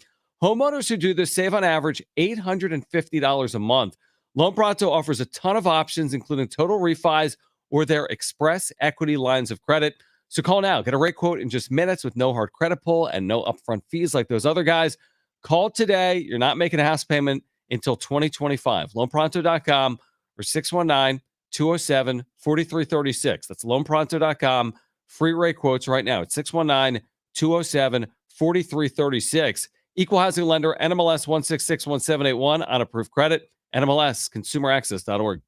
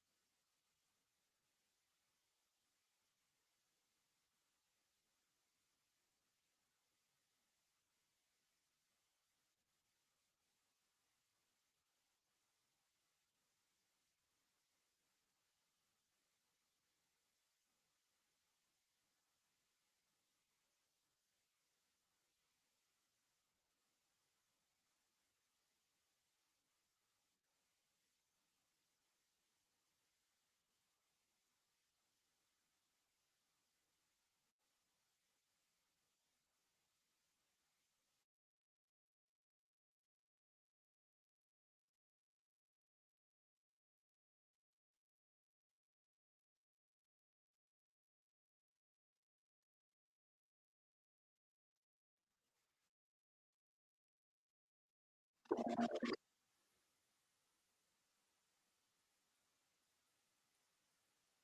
the Aztecs back at Snapdragon this Saturday for homecoming. We'll give away tickets in the 5 o'clock hour. We'll take out Washington State. Pregame coverage begins at 5:30 with John and Rich. Oh, no, we take over 7:30. Pregame coverage begins at 5:30. John and Rich take over at 7:30. Jim. Huh? Having trouble reading. You son of a... I'm going to throat check you one of these days. Oh, my. Yeah, you will do that. No, I won't. Never. I'm soft. Did you want to tease your conversation with Ben Fadden on YouTube? No, I really don't. No. What'd you guys? You didn't talk about anything big? No. They asked you any hard hitting questions? No. Nothing about Jurickson Profar's future? No. No Niners talk? Ruben Abel talk? No. No Niners talk. I forget what we talked about. You forget. All right. All right. Homecoming tickets. We'll give it away. Check it out. Next hour. Yeah, make sure to check that out. Right now, let's play.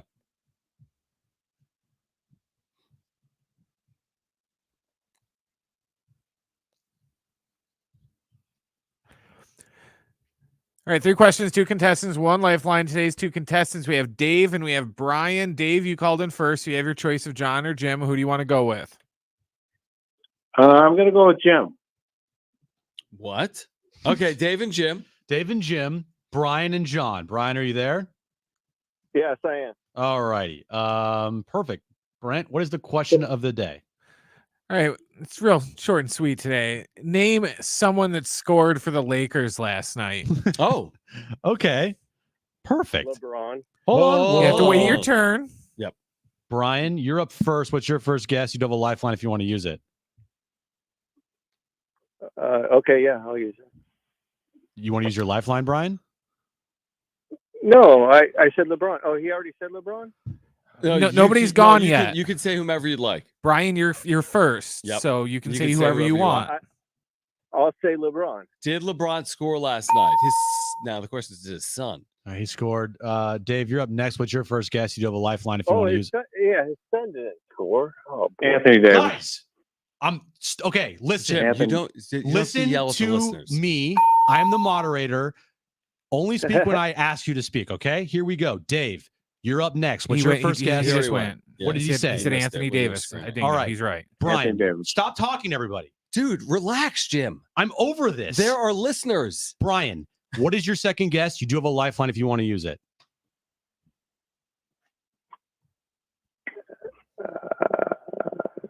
Lifeline, I guess. I don't know the question. Lifeline. Okay, so lifeline. What's the problem? Is everything okay at home? Everything's fine. What? Why are you screaming for like 24 straight hours? Oh, Who are the two players that are off the What a board? joke. Anthony Davis and LeBron. D'Angelo Russell is my lifeline. Do you take that? Yes. All right. Dave, back to you. Second guess. You do have a lifeline if you want to use it. Kamakura, is that how you pronounce it? Kamakura. Kamakura.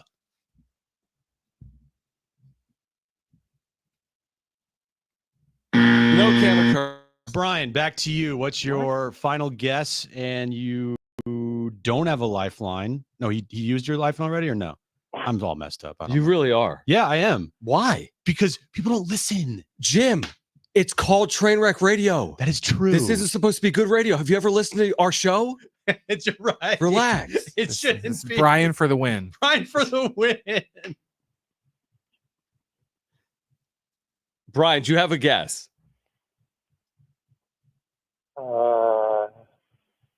No. Okay. So back to Dave for a potential tie. He does have a lifeline? You do have a lifeline. Austin Reeves. Austin Reeves for the tie. Wow. Kamakura wasn't on the list, but Austin Reeves was. So we have a tiebreaker. What do we have, Brett? What are the rules? All right, the way overtime is going to work is I'm going to ask you another question. And when I'm done asking the question, you're going to yell out the name of your partner today. Don't yell out the answer to the question. You're going to yell out who you had for your partner today. Whoever yells out the name of their partner first, you're going to win the game by getting the question right, or you're going to lose the game by getting the question wrong. You guys got it? Yes, got it. Okay, today's overtime question. Who is LeBron James' son that plays for the Lakers? Jim. I heard Jim. All right, what do you got? Bonnie. All right. Moni for the win. He said Bronny. Okay, Bronny for the win. So that was Dave. That's Dave. Dave has won. Yes. Jim can't deal with it for some unknown reason. Dave has won. Who scored for the? Explain yourself. What do you mean explain myself? You were yelling at I them. was. And Does I don't that think, make any sense? Yes. I think It does. It does. The people that listen to us, that call into the show, 1 second into the game, you should yell at. Because what? Because They weren't listening. thank you. Oh, okay. They really won't be listening after this. All right. What else is on the? You're right. in the game? It's hard to play a trivia game when you don't listen to the questions. This is not the The guy said he customer's didn't- always yes, right yes. sometimes. No, that doesn't even make Well, sense. it's not a customer's always right. Yeah, but you can have a little bit of patience. Nah. No, Everyone that played last night scored except for Bronny. no. Okay. There's two Everybody. guys. No, literally, there's three guys that didn't play. Them and Bronny are the only three that didn't score. So you could have laid anybody that plays for the Lakers except for Bronny, Right. and you would have. Okay. So Been Bronny correct. played, didn't score. Everyone else. Everyone did else scored, score. yes. Is that the worst segment of John and Jim ever? I'm gonna go Potentially. All right. You can call us the 5 o'clock hour. Jim will yell at you. All right. If you don't listen, I will. 767-767-4760. In addition to that, we've got Jim's back page and homecoming tickets. We have homecoming tickets for Saturday night at Snapdragon Stadium to give away. Can the Aztecs overcome not having Reese Waters? How much is too much for Jurickson Profar? Hopefully Jim calms down. That's next.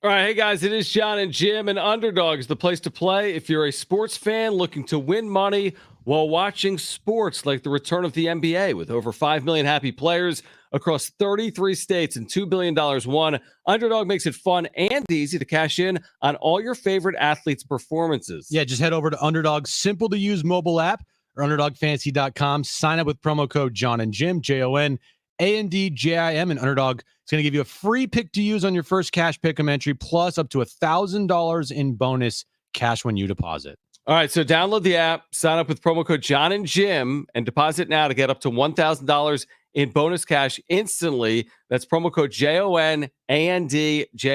Must be 18 years or older and present in the state where Underdog Fantasy operates. Terms to apply. Concern with your play. Call 1-800-GAMBLER or visit www.ncpgambling.org.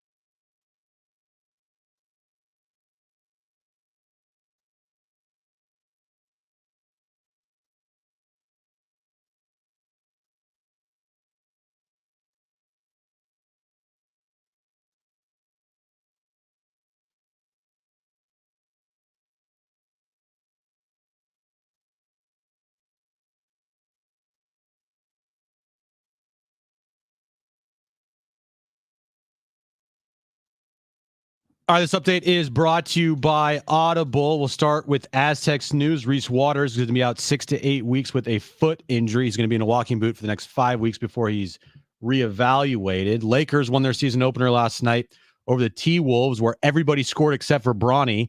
110 to 103. Bronny in his debut, 0 for 1 rebound, -5 in 3 minutes. NFL news of the day: Chiefs traded for wide receiver DeAndre Hopkins. And sad news in the baseball world is Fernando Valenzuela passed away yesterday at the age of 63. Why not escape the traffic with Audible? Immerse yourself in a new world, stories, and ideas with an incredible selection of audiobooks, podcasts, and originals. There's more to imagine when you listen. Sign up for a free trial at audible.com.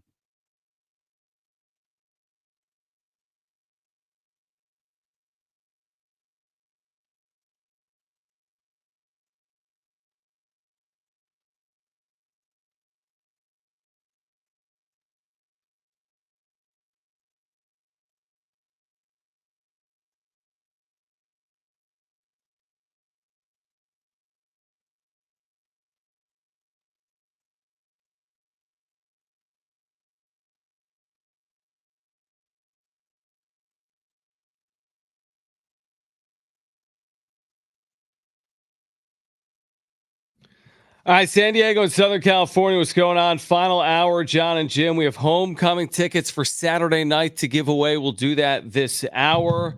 We started the show talking about how much is too much for Jurickson Profar with free agency about to begin after this little old World Series that nobody's talking about. Reese Waters is going to miss 6+ weeks for San Diego State, and the Aztecs overcome it. We'll talk about all that and more over the next hour. But when it comes to the Padres and free agency, we're about a week away from the GM meetings, just longer than that, whenever the World Series ends. So within the next 2 weeks, free agency will begin. GM meetings are 2 weeks away, I believe, in Carlsbad. And then it gets real. AJ Preller earlier this week saying, hey, we got a couple of weeks. Well, after the World Series, free agency will be here, and we'll see what the Padres' priorities are.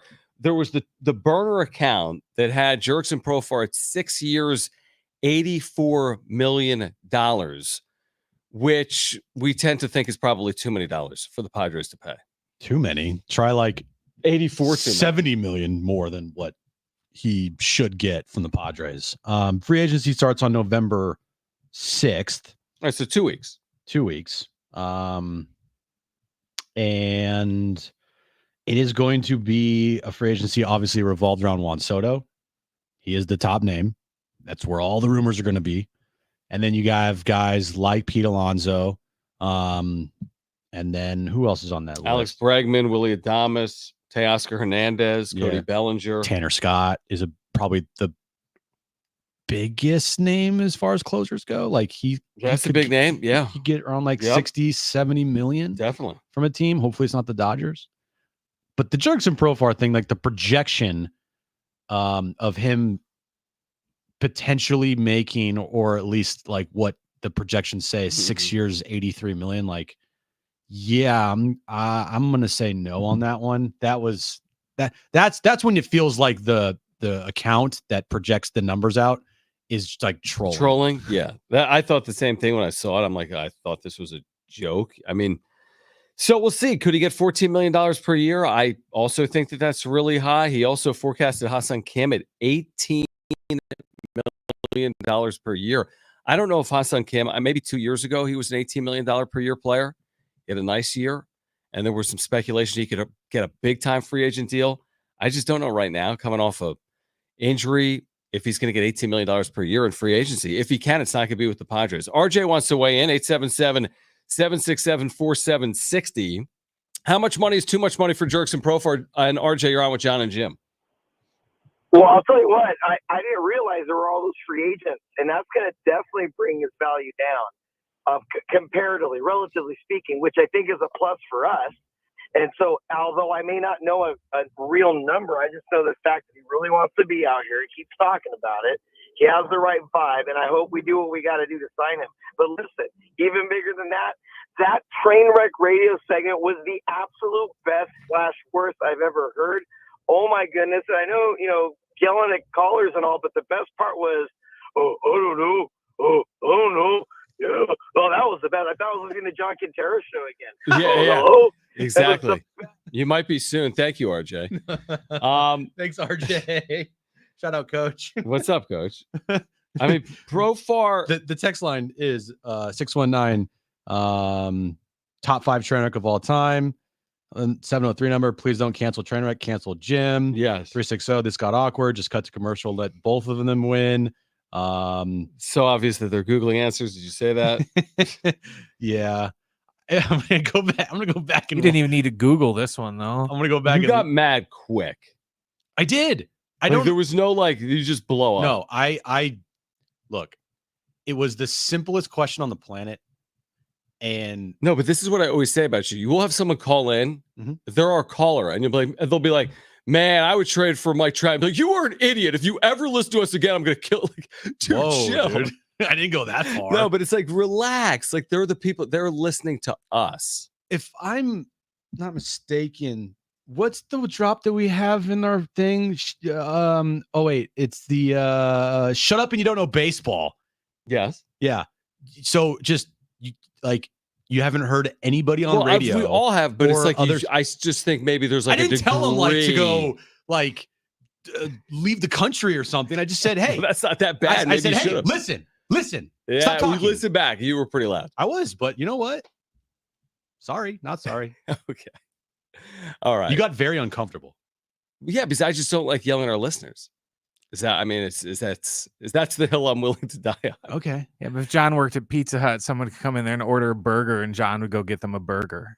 You gotta sometimes. You sometimes gotta yell at your listeners. Sometimes you gotta take control. Sometimes, yes. You gotta take control of the situation. I This will is say our show. We are on the side of willing to do that. But this is our show, and But we the have whole to point of control the our segment, show. It's I know it's called Train Wreck Radio. It is train wreck radio, and it got to a train wreck level very quickly. Did it? Okay. According to you, I guess it did.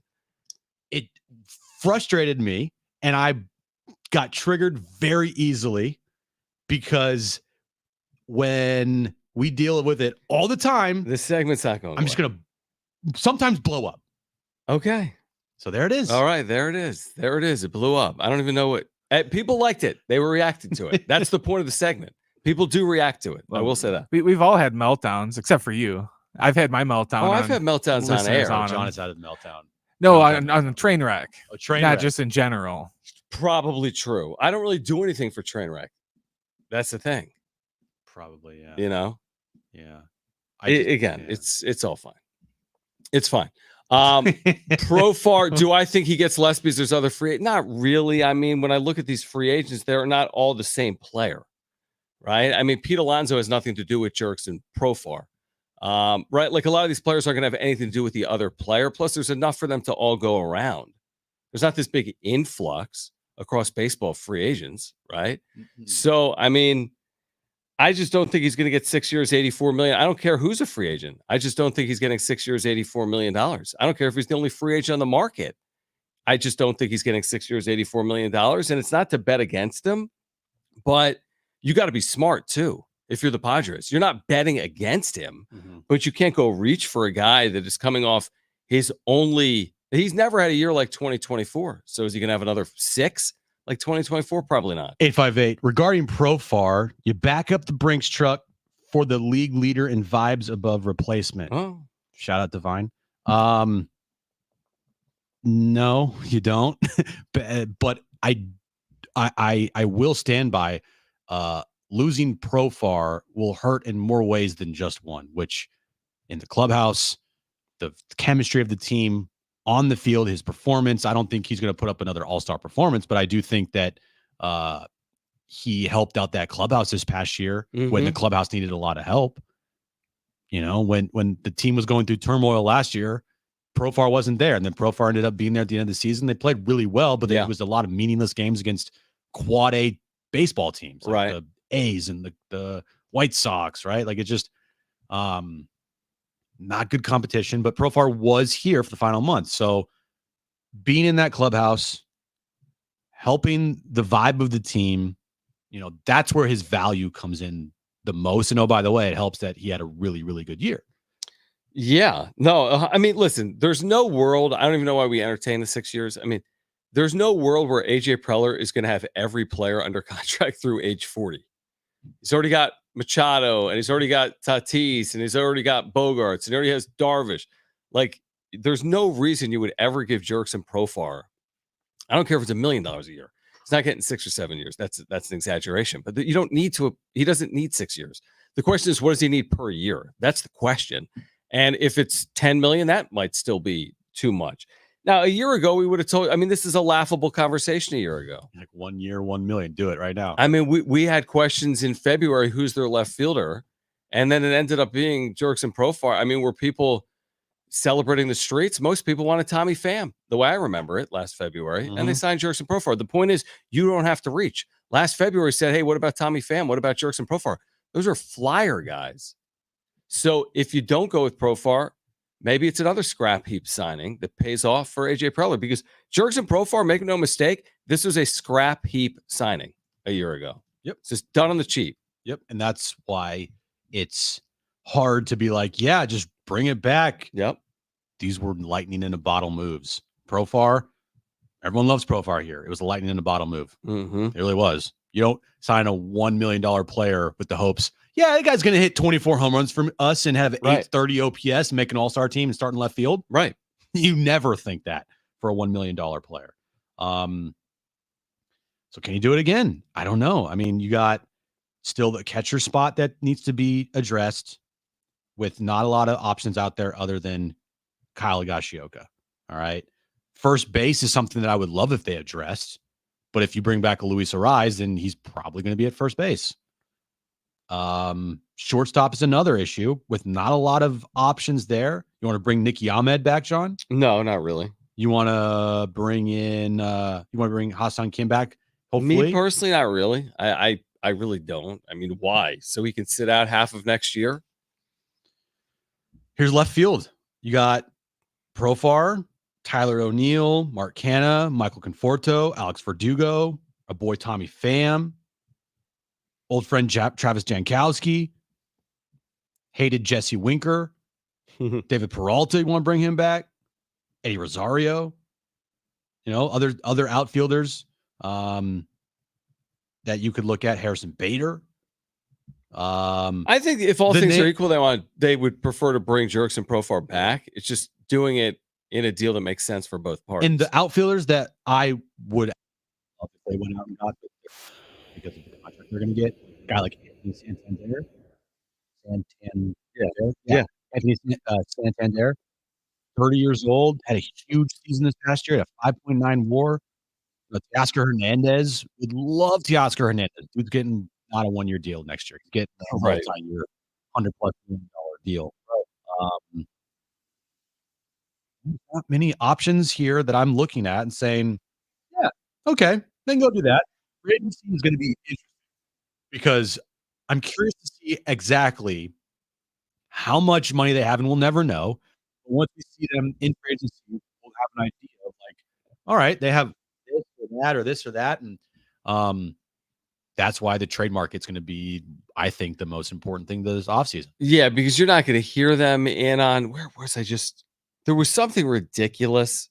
It actually might have been, who's that guy at CBS Sports? He never comes on. I text him all the time. RJ Barrett. Isn't he the Nick? Oh, yeah, that's right. What is this guy's? RJ Anderson. Oh, yeah, he goes on the other station. Does he? Yeah. That's probably why he doesn't return my call. He put in, I saw this on social media. He put something out there like, it was like, don't count out a Soto return just because it's AJ Preller. I'm like, stop. Don't, why would you do that? We're talking about Kyle Glazer better. We're talking about signing one player to $10 million per year. And he's like, don't count the Padres out on Juan Soto. I'll do it right now. Count the Padres out on Juan Soto. And Blake Snell. Yes, exactly. And Teoscar Hernandez and Anthony Santander. Well, again, if you're going to spend 84 on Profar, I'd say just spend the money on Hernandez, but they're not going to spend 84 and on Profar and JD Martinez. Well, that's the thing. They're not going to be in on the big name free agents, but could they pull off a big time trade? That's definitely a possibility. Yeah, like the pitching free agents here. Corbin Burns and Blake Snell. That's your top. Garrett Cole can opt out after the season. Don't know if he will. Michael Walk has a player option. Freddie Peralta has a club option. Max Fried's a free agent. Jack Flaherty's going to be a free agent. those are probably like your big. I mean, Sean Manaea can opt out if he wants. Reunion. Yeah, no. Nick Martinez can opt out. That might be an interesting one if he opts out, but I don't know why he would. So again, looking at options here, and yeah, I would love some of these guys. I just don't think they can afford it. I think it's more about keeping the club intact than adding with big time free agents to the club. It's a little bit of both. Bringing back maybe some guys that help, and then around the edges, figure it out. Edges, diamonds in the rough. Maybe you have something in the minors that can help, and don't rush Salas and DeVries. Yeah, exactly. All right, on the other side, can the Aztecs overcome an injury to start the 2024-25 men's basketball season? Plus, we'll give away homecoming tickets for Saturday night at Snapdragon Stadium with Jon and Jim.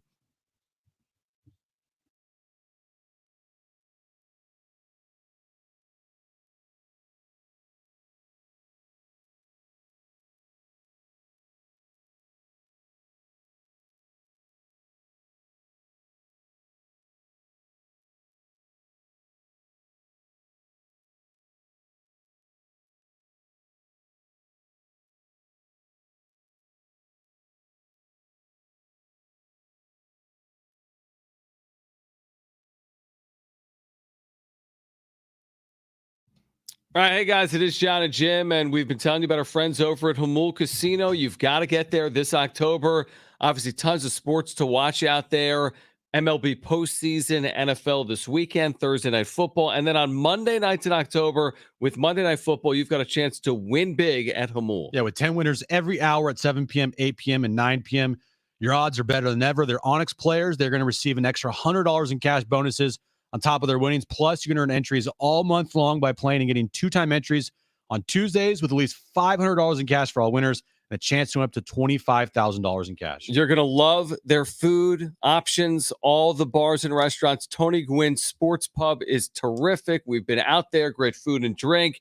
Tony Gwynn memorabilia, all the games on TV. And then Jamul also has endless dining 5 nights a week. Incredible options, including endless dining options on Saturday with Saturday Surf and Turf Buffet. They've gone over the top. You're going to love it. Succulent steaks, delectable seafood, and more. Yeah, Tony Gwynn Sports Pub is the place to be to watch NFL action, postseason baseball, NBA, NHL. Great food, great atmosphere. Jamul Casino, it's fun above all else.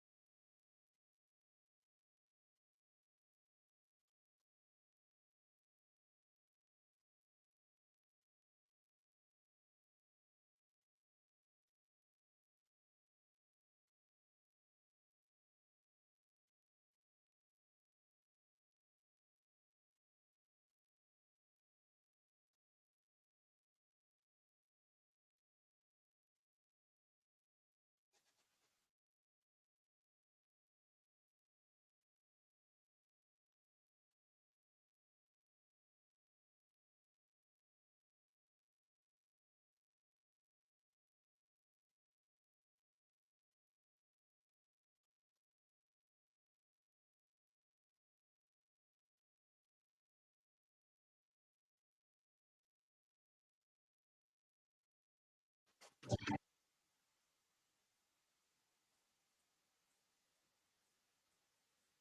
right, the official soundtrack of Halloween is back. Listen to Halloween Radio. It's on the IR Radio after commercial free speech. It's great throwback. Halloween Halloween Radio. Free IR Radio app. Start listening now. There's actually a huge Mountains football game this weekend. And Boise State winner and inside track potentially to the college football playoff, and against San Diego State, Washington State Saturday night. Washington State, truthfully, probably still alive for a college football playoff spot as well. San Diego State basketball starts 2 weeks from today at Viejas Arena against UCSD, and they'll be without Reese Waters, unfortunately, which you just hate personally for him in his second year in the program, getting ready all summer, and now he's sidelined with a foot. What impact does it have on a team that already is replacing a lot of starters from last year? Reese was really the only starter back, and he wasn't starting late in the season last year. They'll have to overcome it. It truly is, like, it's not just cliche. It is next man up. Can they overcome an injury to Reese Waters? Again, we touched on it earlier. I mean, if there's any silver lining, there's no surgery, and it's to start the year, not end the year, but 6+ weeks is a good amount of time. And it could be 8+ weeks. We'll find out. So, looking at their schedule, all right. Trying to decide. So it's October 23rd. So about December, you're looking at probably.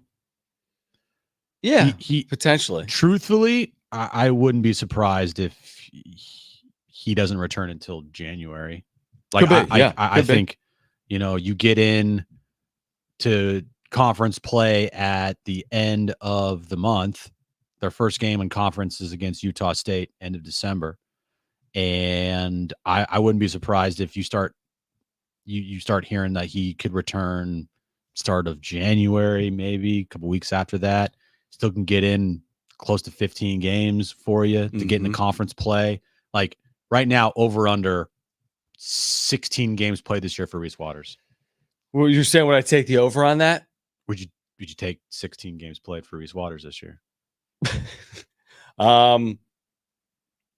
guess over under 16. You think he's played more or less?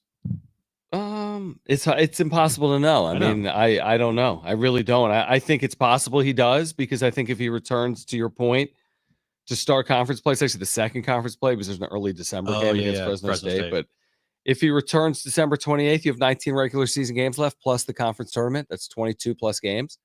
I'll take the over on 16. Yeah, I'll bet on him being back by December 28th. I have no idea. How long does it take to heal a bone? Nobody knows that. Tatis dealt with something. They're different, but Tatis didn't have surgery. It was about 2 months.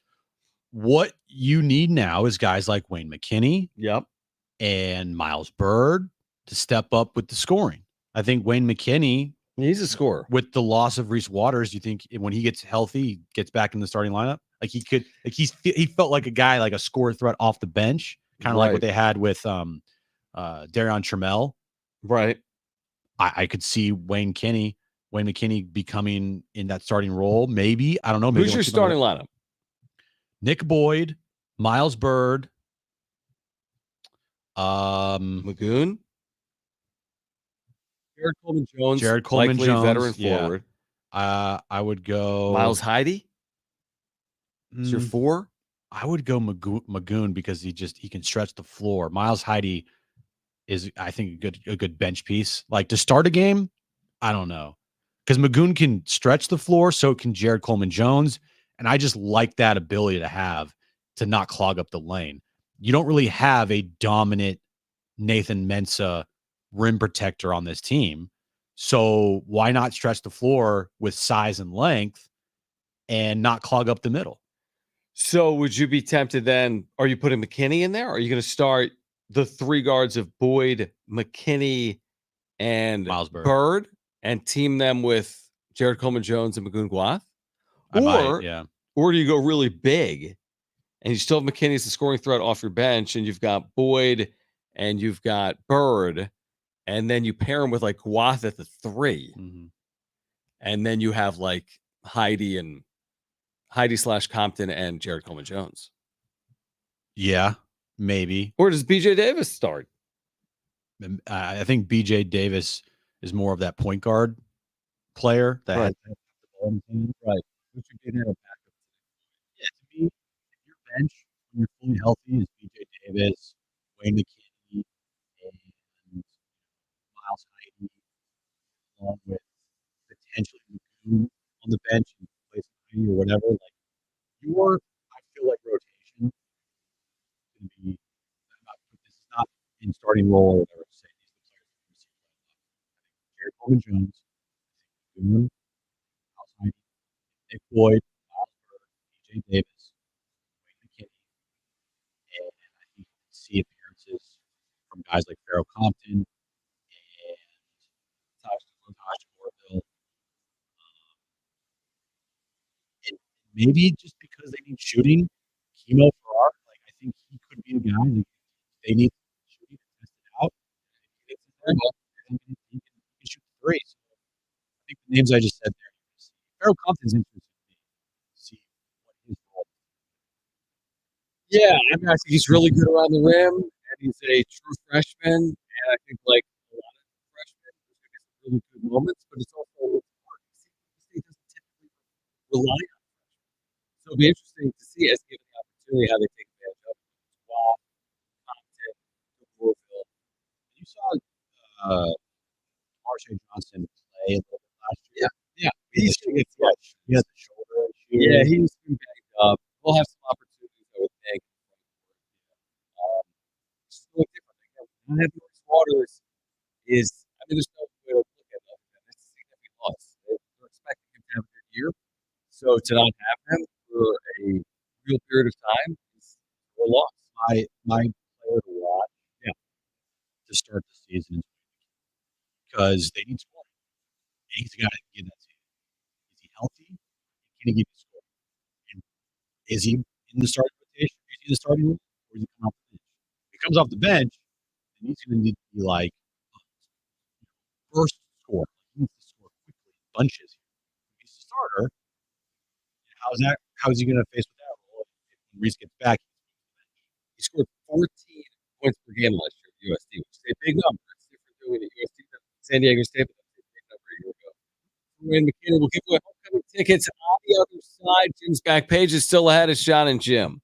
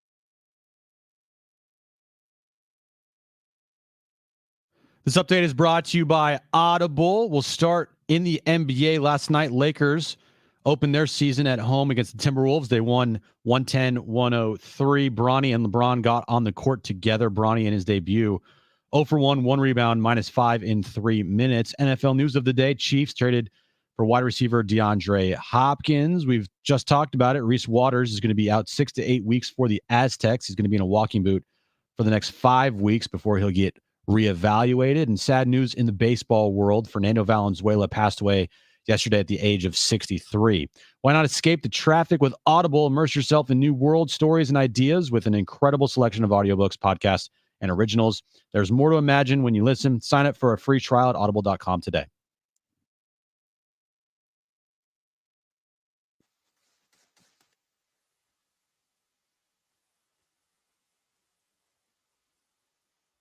All right, back with you, John and Jim. You know what's going to take a while to get used to?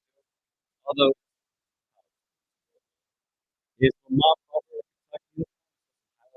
like an exhibition tonight against Kentucky Wesleyan? You know Kentucky Wesleyan. I know them very well. They're basically Kentucky, But with the word Wesleyan. Yeah. But Lamont Butler for the Kentucky Wildcats. Nice pass. Yeah, kind of looking like Lamont Butler as the San Diego State Aztec. So, I mean, it is where we are. I mean, he's not the first player to leave, and he's not the first player to leave from anywhere. I mean, it's happening each and every year. Good for him. Yeah. Yeah, you wish him the best. There's no question about it. He's primed to he should have a good year. Go get your money, bro. And that's just that. Go perform it. You know, he's performed at high levels. Like, he's earned it. Yeah. Some guys just get the money and they cash it in and don't perform. He's performed. He stayed maybe a extra year that he didn't have to here, and went to back-to-back Sweet 16s, hit the most iconic shot in program history, helped the team get to a national championship game, tournament year, and every year he was here as an Aztec? Every year he was here as an Aztec would have been 21, 22, 23, 24. Yeah, he made the tournament every year. Yep. Dude, nothing but good things to say about Lamont. Go get your bag, have a good time in Kentucky, play some good basketball, and then hopefully make some money at the next level. But as right now in Kentucky, get as much money as you possibly can. Yeah, no, absolutely. Completely agree with that. We will give away homecoming tickets. We'll do that at some point in the next 10 minutes. San Diego State, Washington State. We talked about the final 6 where it's like, okay, there's 3 you feel good about. And there's the other 3 where like, you're going to be a dog, including this weekend against Washington State, 14.5-point underdogs. They got to go to Boise on a short week. It's down to 14 now. 14-point underdogs. All We're on our way up. Yeah, they heard us talking about it. They heard us like, you got to move that. Got to move it down. But like, you look at some of these road games, Boise could be in the college football playoff, and you're playing at Boise. That's a problem. And then UNLV could be in the college football playoff, and you're playing at UNLV. And then you have the home games we talked about, New Mexico, Air Force, and then at Utah State. So there is a path, no doubt. And no doubt is there a path to 6 wins. But you could do yourself a lot of favors by winning this weekend against Washington State. Then you wouldn't have to be perfect in the other 3 games. But there's a path, but it's not the easiest path to 6 wins. Yeah, getting to a bowl game should now be the goal for this team. But I think looking at the bigger picture here, just how much better did they get over the final 6 games of the year? Right. Can Danny O'Neal take another step? Can he continue to improve? Trey White. I mean, we talked to him earlier today. Like, that 21 number is definitely in reach. In reach, yeah. And can he get that number? We talked to Jordan Napier, and can he continue to improve? Right? Like, getting to a bowl game would be great, and it's a great step for the program. But even if they didn't get to a bowl game, it's not going to be the end of the world for me, as long as I see improvement, and I have seen improvement with this team over the course of the first 6 games of the year. I think we said at the start of the year, we're like, we don't know how many games they're going to win, obviously. But the one thing about the 2024 team is like, this schedule was like real. When you look back on it, they're going to say Oregon State, Washington State in there, Boise State, UNLV. Mm-hmm. Like, that was a Cal. Like, there were some really tough games in there. And you might look back and say, oh, man, the Central Michigan game. Yeah, that's true. I mean, they absolutely, you could argue, should have won. It was a bad loss. but they also won a couple of games that were close wins. Came back from 7 down against Hawaii in the fourth. Yeah. Came down from 4 down at Wyoming in the fourth quarter. Yeah, put up points on the board, 27 points in back-to-back games. Can they continue that? Can they put up points this weekend against Washington State? Right. They played Oregon State game 2 of the season, and guess what? They got shut out. It looked really bad. I was there. It wasn't good. Now, how much have you improved since you faced off against now, a former Power 5 school in Oregon State and then Cal, which, again, the offense, but they had Danny O'Neal out of that game. So what do you expect? Can you go into this game this weekend against Washington State? Can you put up points on the board? Can you put up a 30 spot? Because guess what? You might need to score 30 to be in the game because Washington State can score some points. Yeah. Okay, switching back to, we talked about this briefly earlier, Bronny, his debut, a lot of, I don't know, anticipation / hype, but it wasn't really the story. I mean, the Lakers' story this year isn't going to be defined by Bronny James. I mean, is it as simple as to say, was it a mistake for him to play this game, go this route? Should he have gone the college route? Should he have just stayed, been developed there, taken NIL? Now he's going to have a chance to develop in the G League. So I guess time will tell. Like, was this ultimately, how do we look at it today? Was this a mistake or not? No, I don't view it as a mistake. I think it, like watching the game last night, I thought it was a cool moment. And it didn't like feel in the time that it was happening that it was a circus. You know, it wasn't a circus. It was a little watered down. It was a cool moment, but it wasn't like, hey, Bronny's going to get 10 minutes of run here. He got 3 minutes. Right. Got a shot up. I mean, whatever. It's fine. Doesn't feel like it was this horrible thing that was deterring the Lakers. They won the game, so it's water under the bridge, you know. But from Bronny's perspective, like, is he just is he a sideshow? Does he understand what he partook in? Do you see what I'm saying? Wherever he went, he was going to be a sideshow. This is just elevated to another level because it's with his dad. I don't think it was really a sideshow at SC. No, it wasn't. But you looked at SC and you looked at Bronny first. I mean, Bronny's the first guy. He's going to be highly visible. I just thought last night was more the discussion around, like, are they really going to play him? If they do, does he deserve to be there? What's it going to look like? Does he deserve to be there? No, but it's a thing that, you know, LeBron, for as much as I don't like LeBron for just because he's beaten my teams before, I think, you know, LeBron goes down as one of the greatest players of all time, and he's done a lot for the league. So having his kid play with him one time, like, well, whatever, it's not that big of a deal. It's a little embarrassing when if I'm Bronny and I'm looking at myself and I looked at the whole situation last night, right? I'm getting pictures taken with the Griffies, and I get to play for 3 minutes just to play with my dad. I'm not out there because I deserve a spot. I'm out there just because to play with my dad. I would be a little bit embarrassed. That's what I'm saying. Like, is he a part of but I don't something? think he is. I don't think he's embarrassed. He might not be embarrassed, but the point you went down, LeBron's done a lot for the league. I don't like, if that's the reason it's been done, I dislike it even more. Well, it's like not that is not the reason for me. The reason for me should have been, well, there is potential here. But if the sole reason is it's done a lot for the league, it depends where they go from here. For me, you know, they got it done and over with. You know, if we still have to hear, you know, Bronny hype during every Lakers game, and then I think it's going to get annoying. But like we kind of said earlier, he'll be in El Segundo playing in the G League in like 2 weeks because he's not ready yet, and they can't just leave him up here, and because it's just going to get worse if they leave him up and he's, you know, starts 0 for 8 or something like that and is just throwing up bricks. It's just going to make it even worse for the kid. You know, honestly, I said the whole time, I think he should have stayed in college another year and, you know, just developed. I think it would have done him more good to stay in college than to just go into the G League. And, you know, even as, like, Rich had the point this afternoon that, well, he's getting like the best coaching that money can buy and everything. So it's JJ Redick. Yeah, I know. But it's just, sometimes coaching isn't enough. Do you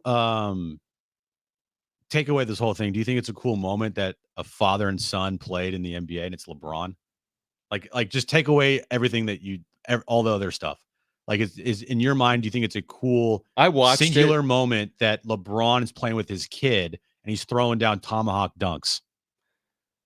I mean, to be honest, LeBron, not Bronny. To be honest, I would think it would be a lot cooler if it was Ken Griffey Sr. and Ken Griffey Jr. because Ken Griffey Jr. was Ken Griffey Jr. Right. I get it. Yeah. So yeah, if Bronny was LeBron, yeah. But I don't think the problem that's hard for me to get over is I don't like when players, I don't like this in real life. Nobody likes not getting a job because someone got a job behind closed doors. Mhm. They want to think that the best candidate gets the job. We think that even more in sports. And when I see it in plain sight, like I saw it last night, it actually points me in the other direction, which is like, this would have never happened if not for all these outside forces coming together. It would have hit way harder, and it would have been a way cooler moment if Bronny was like good. The number one overall pick or something. I think it would have had an impact too if it would have just been, I guess, more generic would have been the word, or it just would have developed more organically opposed to, yeah, LeBron and the Lakers, we're going to engineer, for the last year and a half, how we're going to draft my son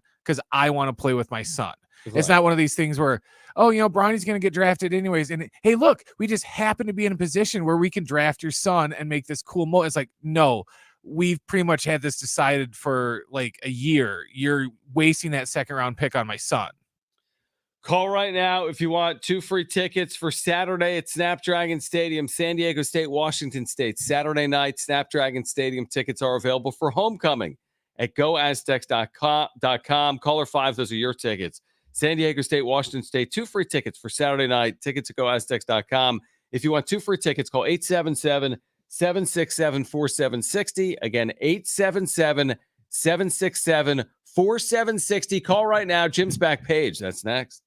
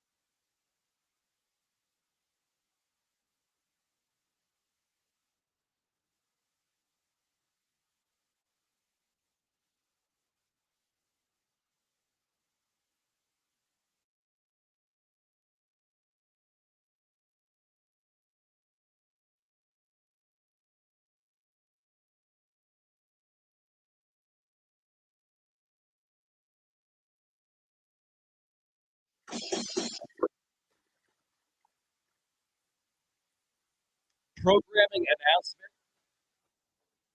Fletch and Sammy, midday matchup, 12-2 tomorrow.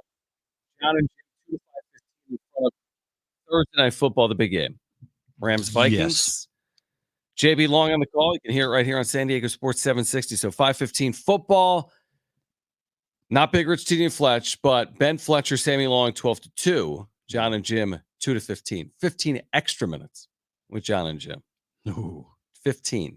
that's a long time. That's a John. lot of minutes. We'll get you ready for a lot tomorrow from 2 to 5:15. We'll be at the Pendry, actually downtown, getting ready for a Mesa Foundation event around San Diego State men's basketball. We're going to do 20, but we didn't think you guys could handle it.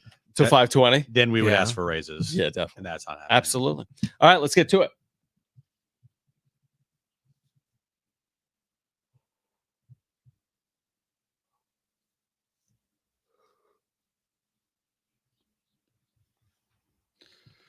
The holidays are right around the corner, John, even though, we still have to go through Halloween and then Thanksgiving. And then to me, that's when I consider we're in the holiday season. Okay. Post Thanksgiving. Post things like I agree.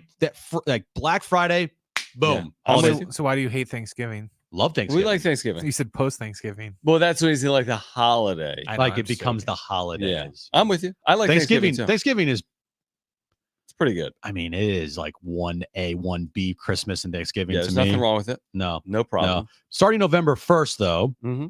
Subway is going to have all new double chocolate peppermint footlong cookies for just $5 for the quote holidays. Wow. Nationwide, November 1st.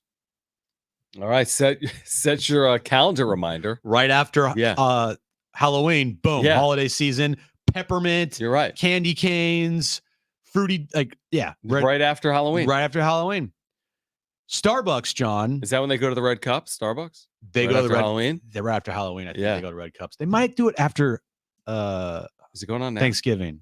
No, it's not going on right now. Okay. I think That'd be it might way too soon. before Thanksgiving, but We need to go through the steps here. Yeah, We can't, you're right. You can't release the red Not when it's holiday still cups. like hot It's out. Yeah. October. Come Yep. on, guys. Starbucks is still in spooky season. They're getting ready for the new Wicked movie with 2 new special drinks for the movie premiere. Mhm. Wicked. You know what Wicked is? The movie. But you know what It's about don't tell me, hold on. The Yellow Brick Road. Dorothy. The Witch? Yeah.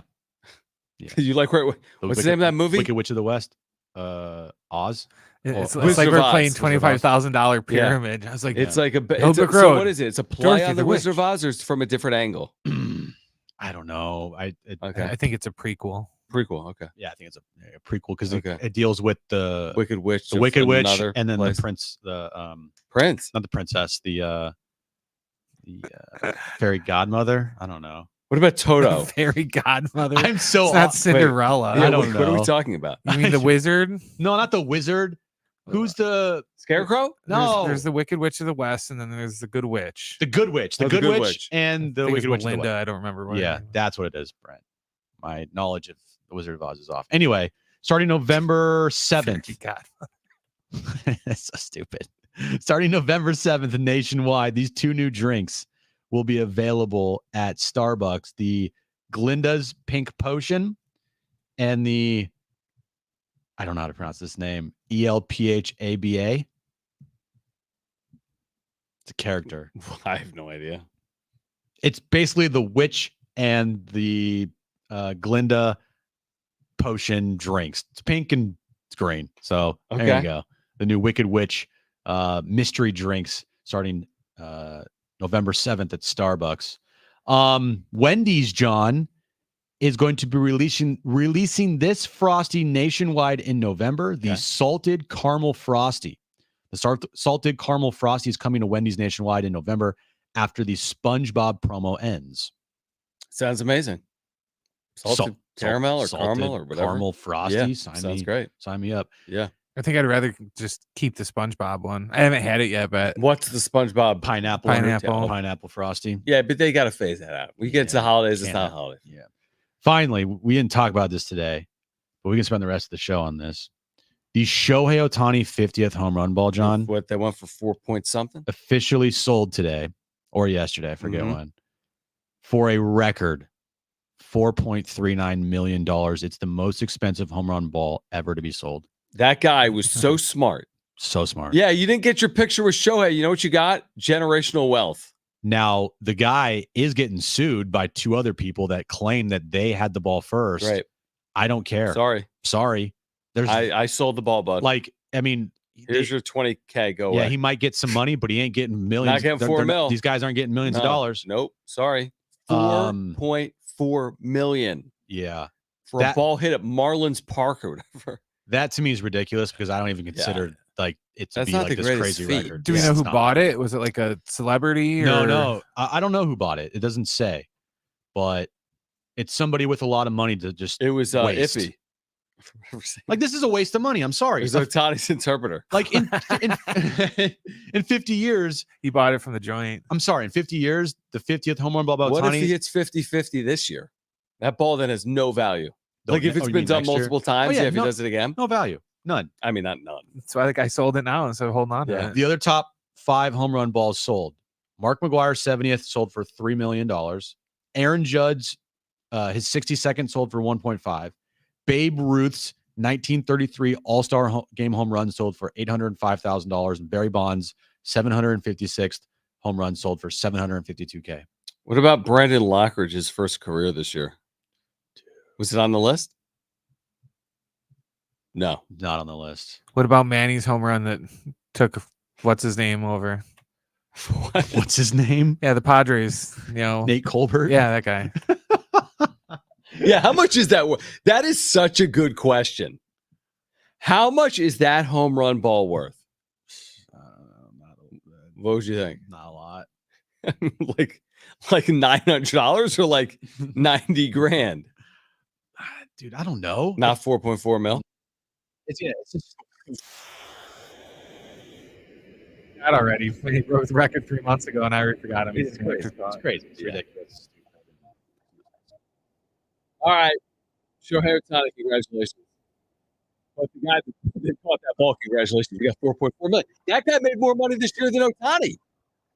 Ohtani made $2 million because of the deferrals. All right, if you missed anything today, sportssd.com, iHeartRadio app, iTunes, TuneIn Radio, or Spotify. We're back tomorrow, broadcasting downtown, getting you ready for some Aztec basketball with the Mason Foundation event. Beginning special time of 2 p.m. Join us tomorrow, 2 to 5:15. We'll lead you up to Thursday night football. All right, for Brent and Jim, I'm John. Keep it here at San Diego Sports 760. Okay, bye.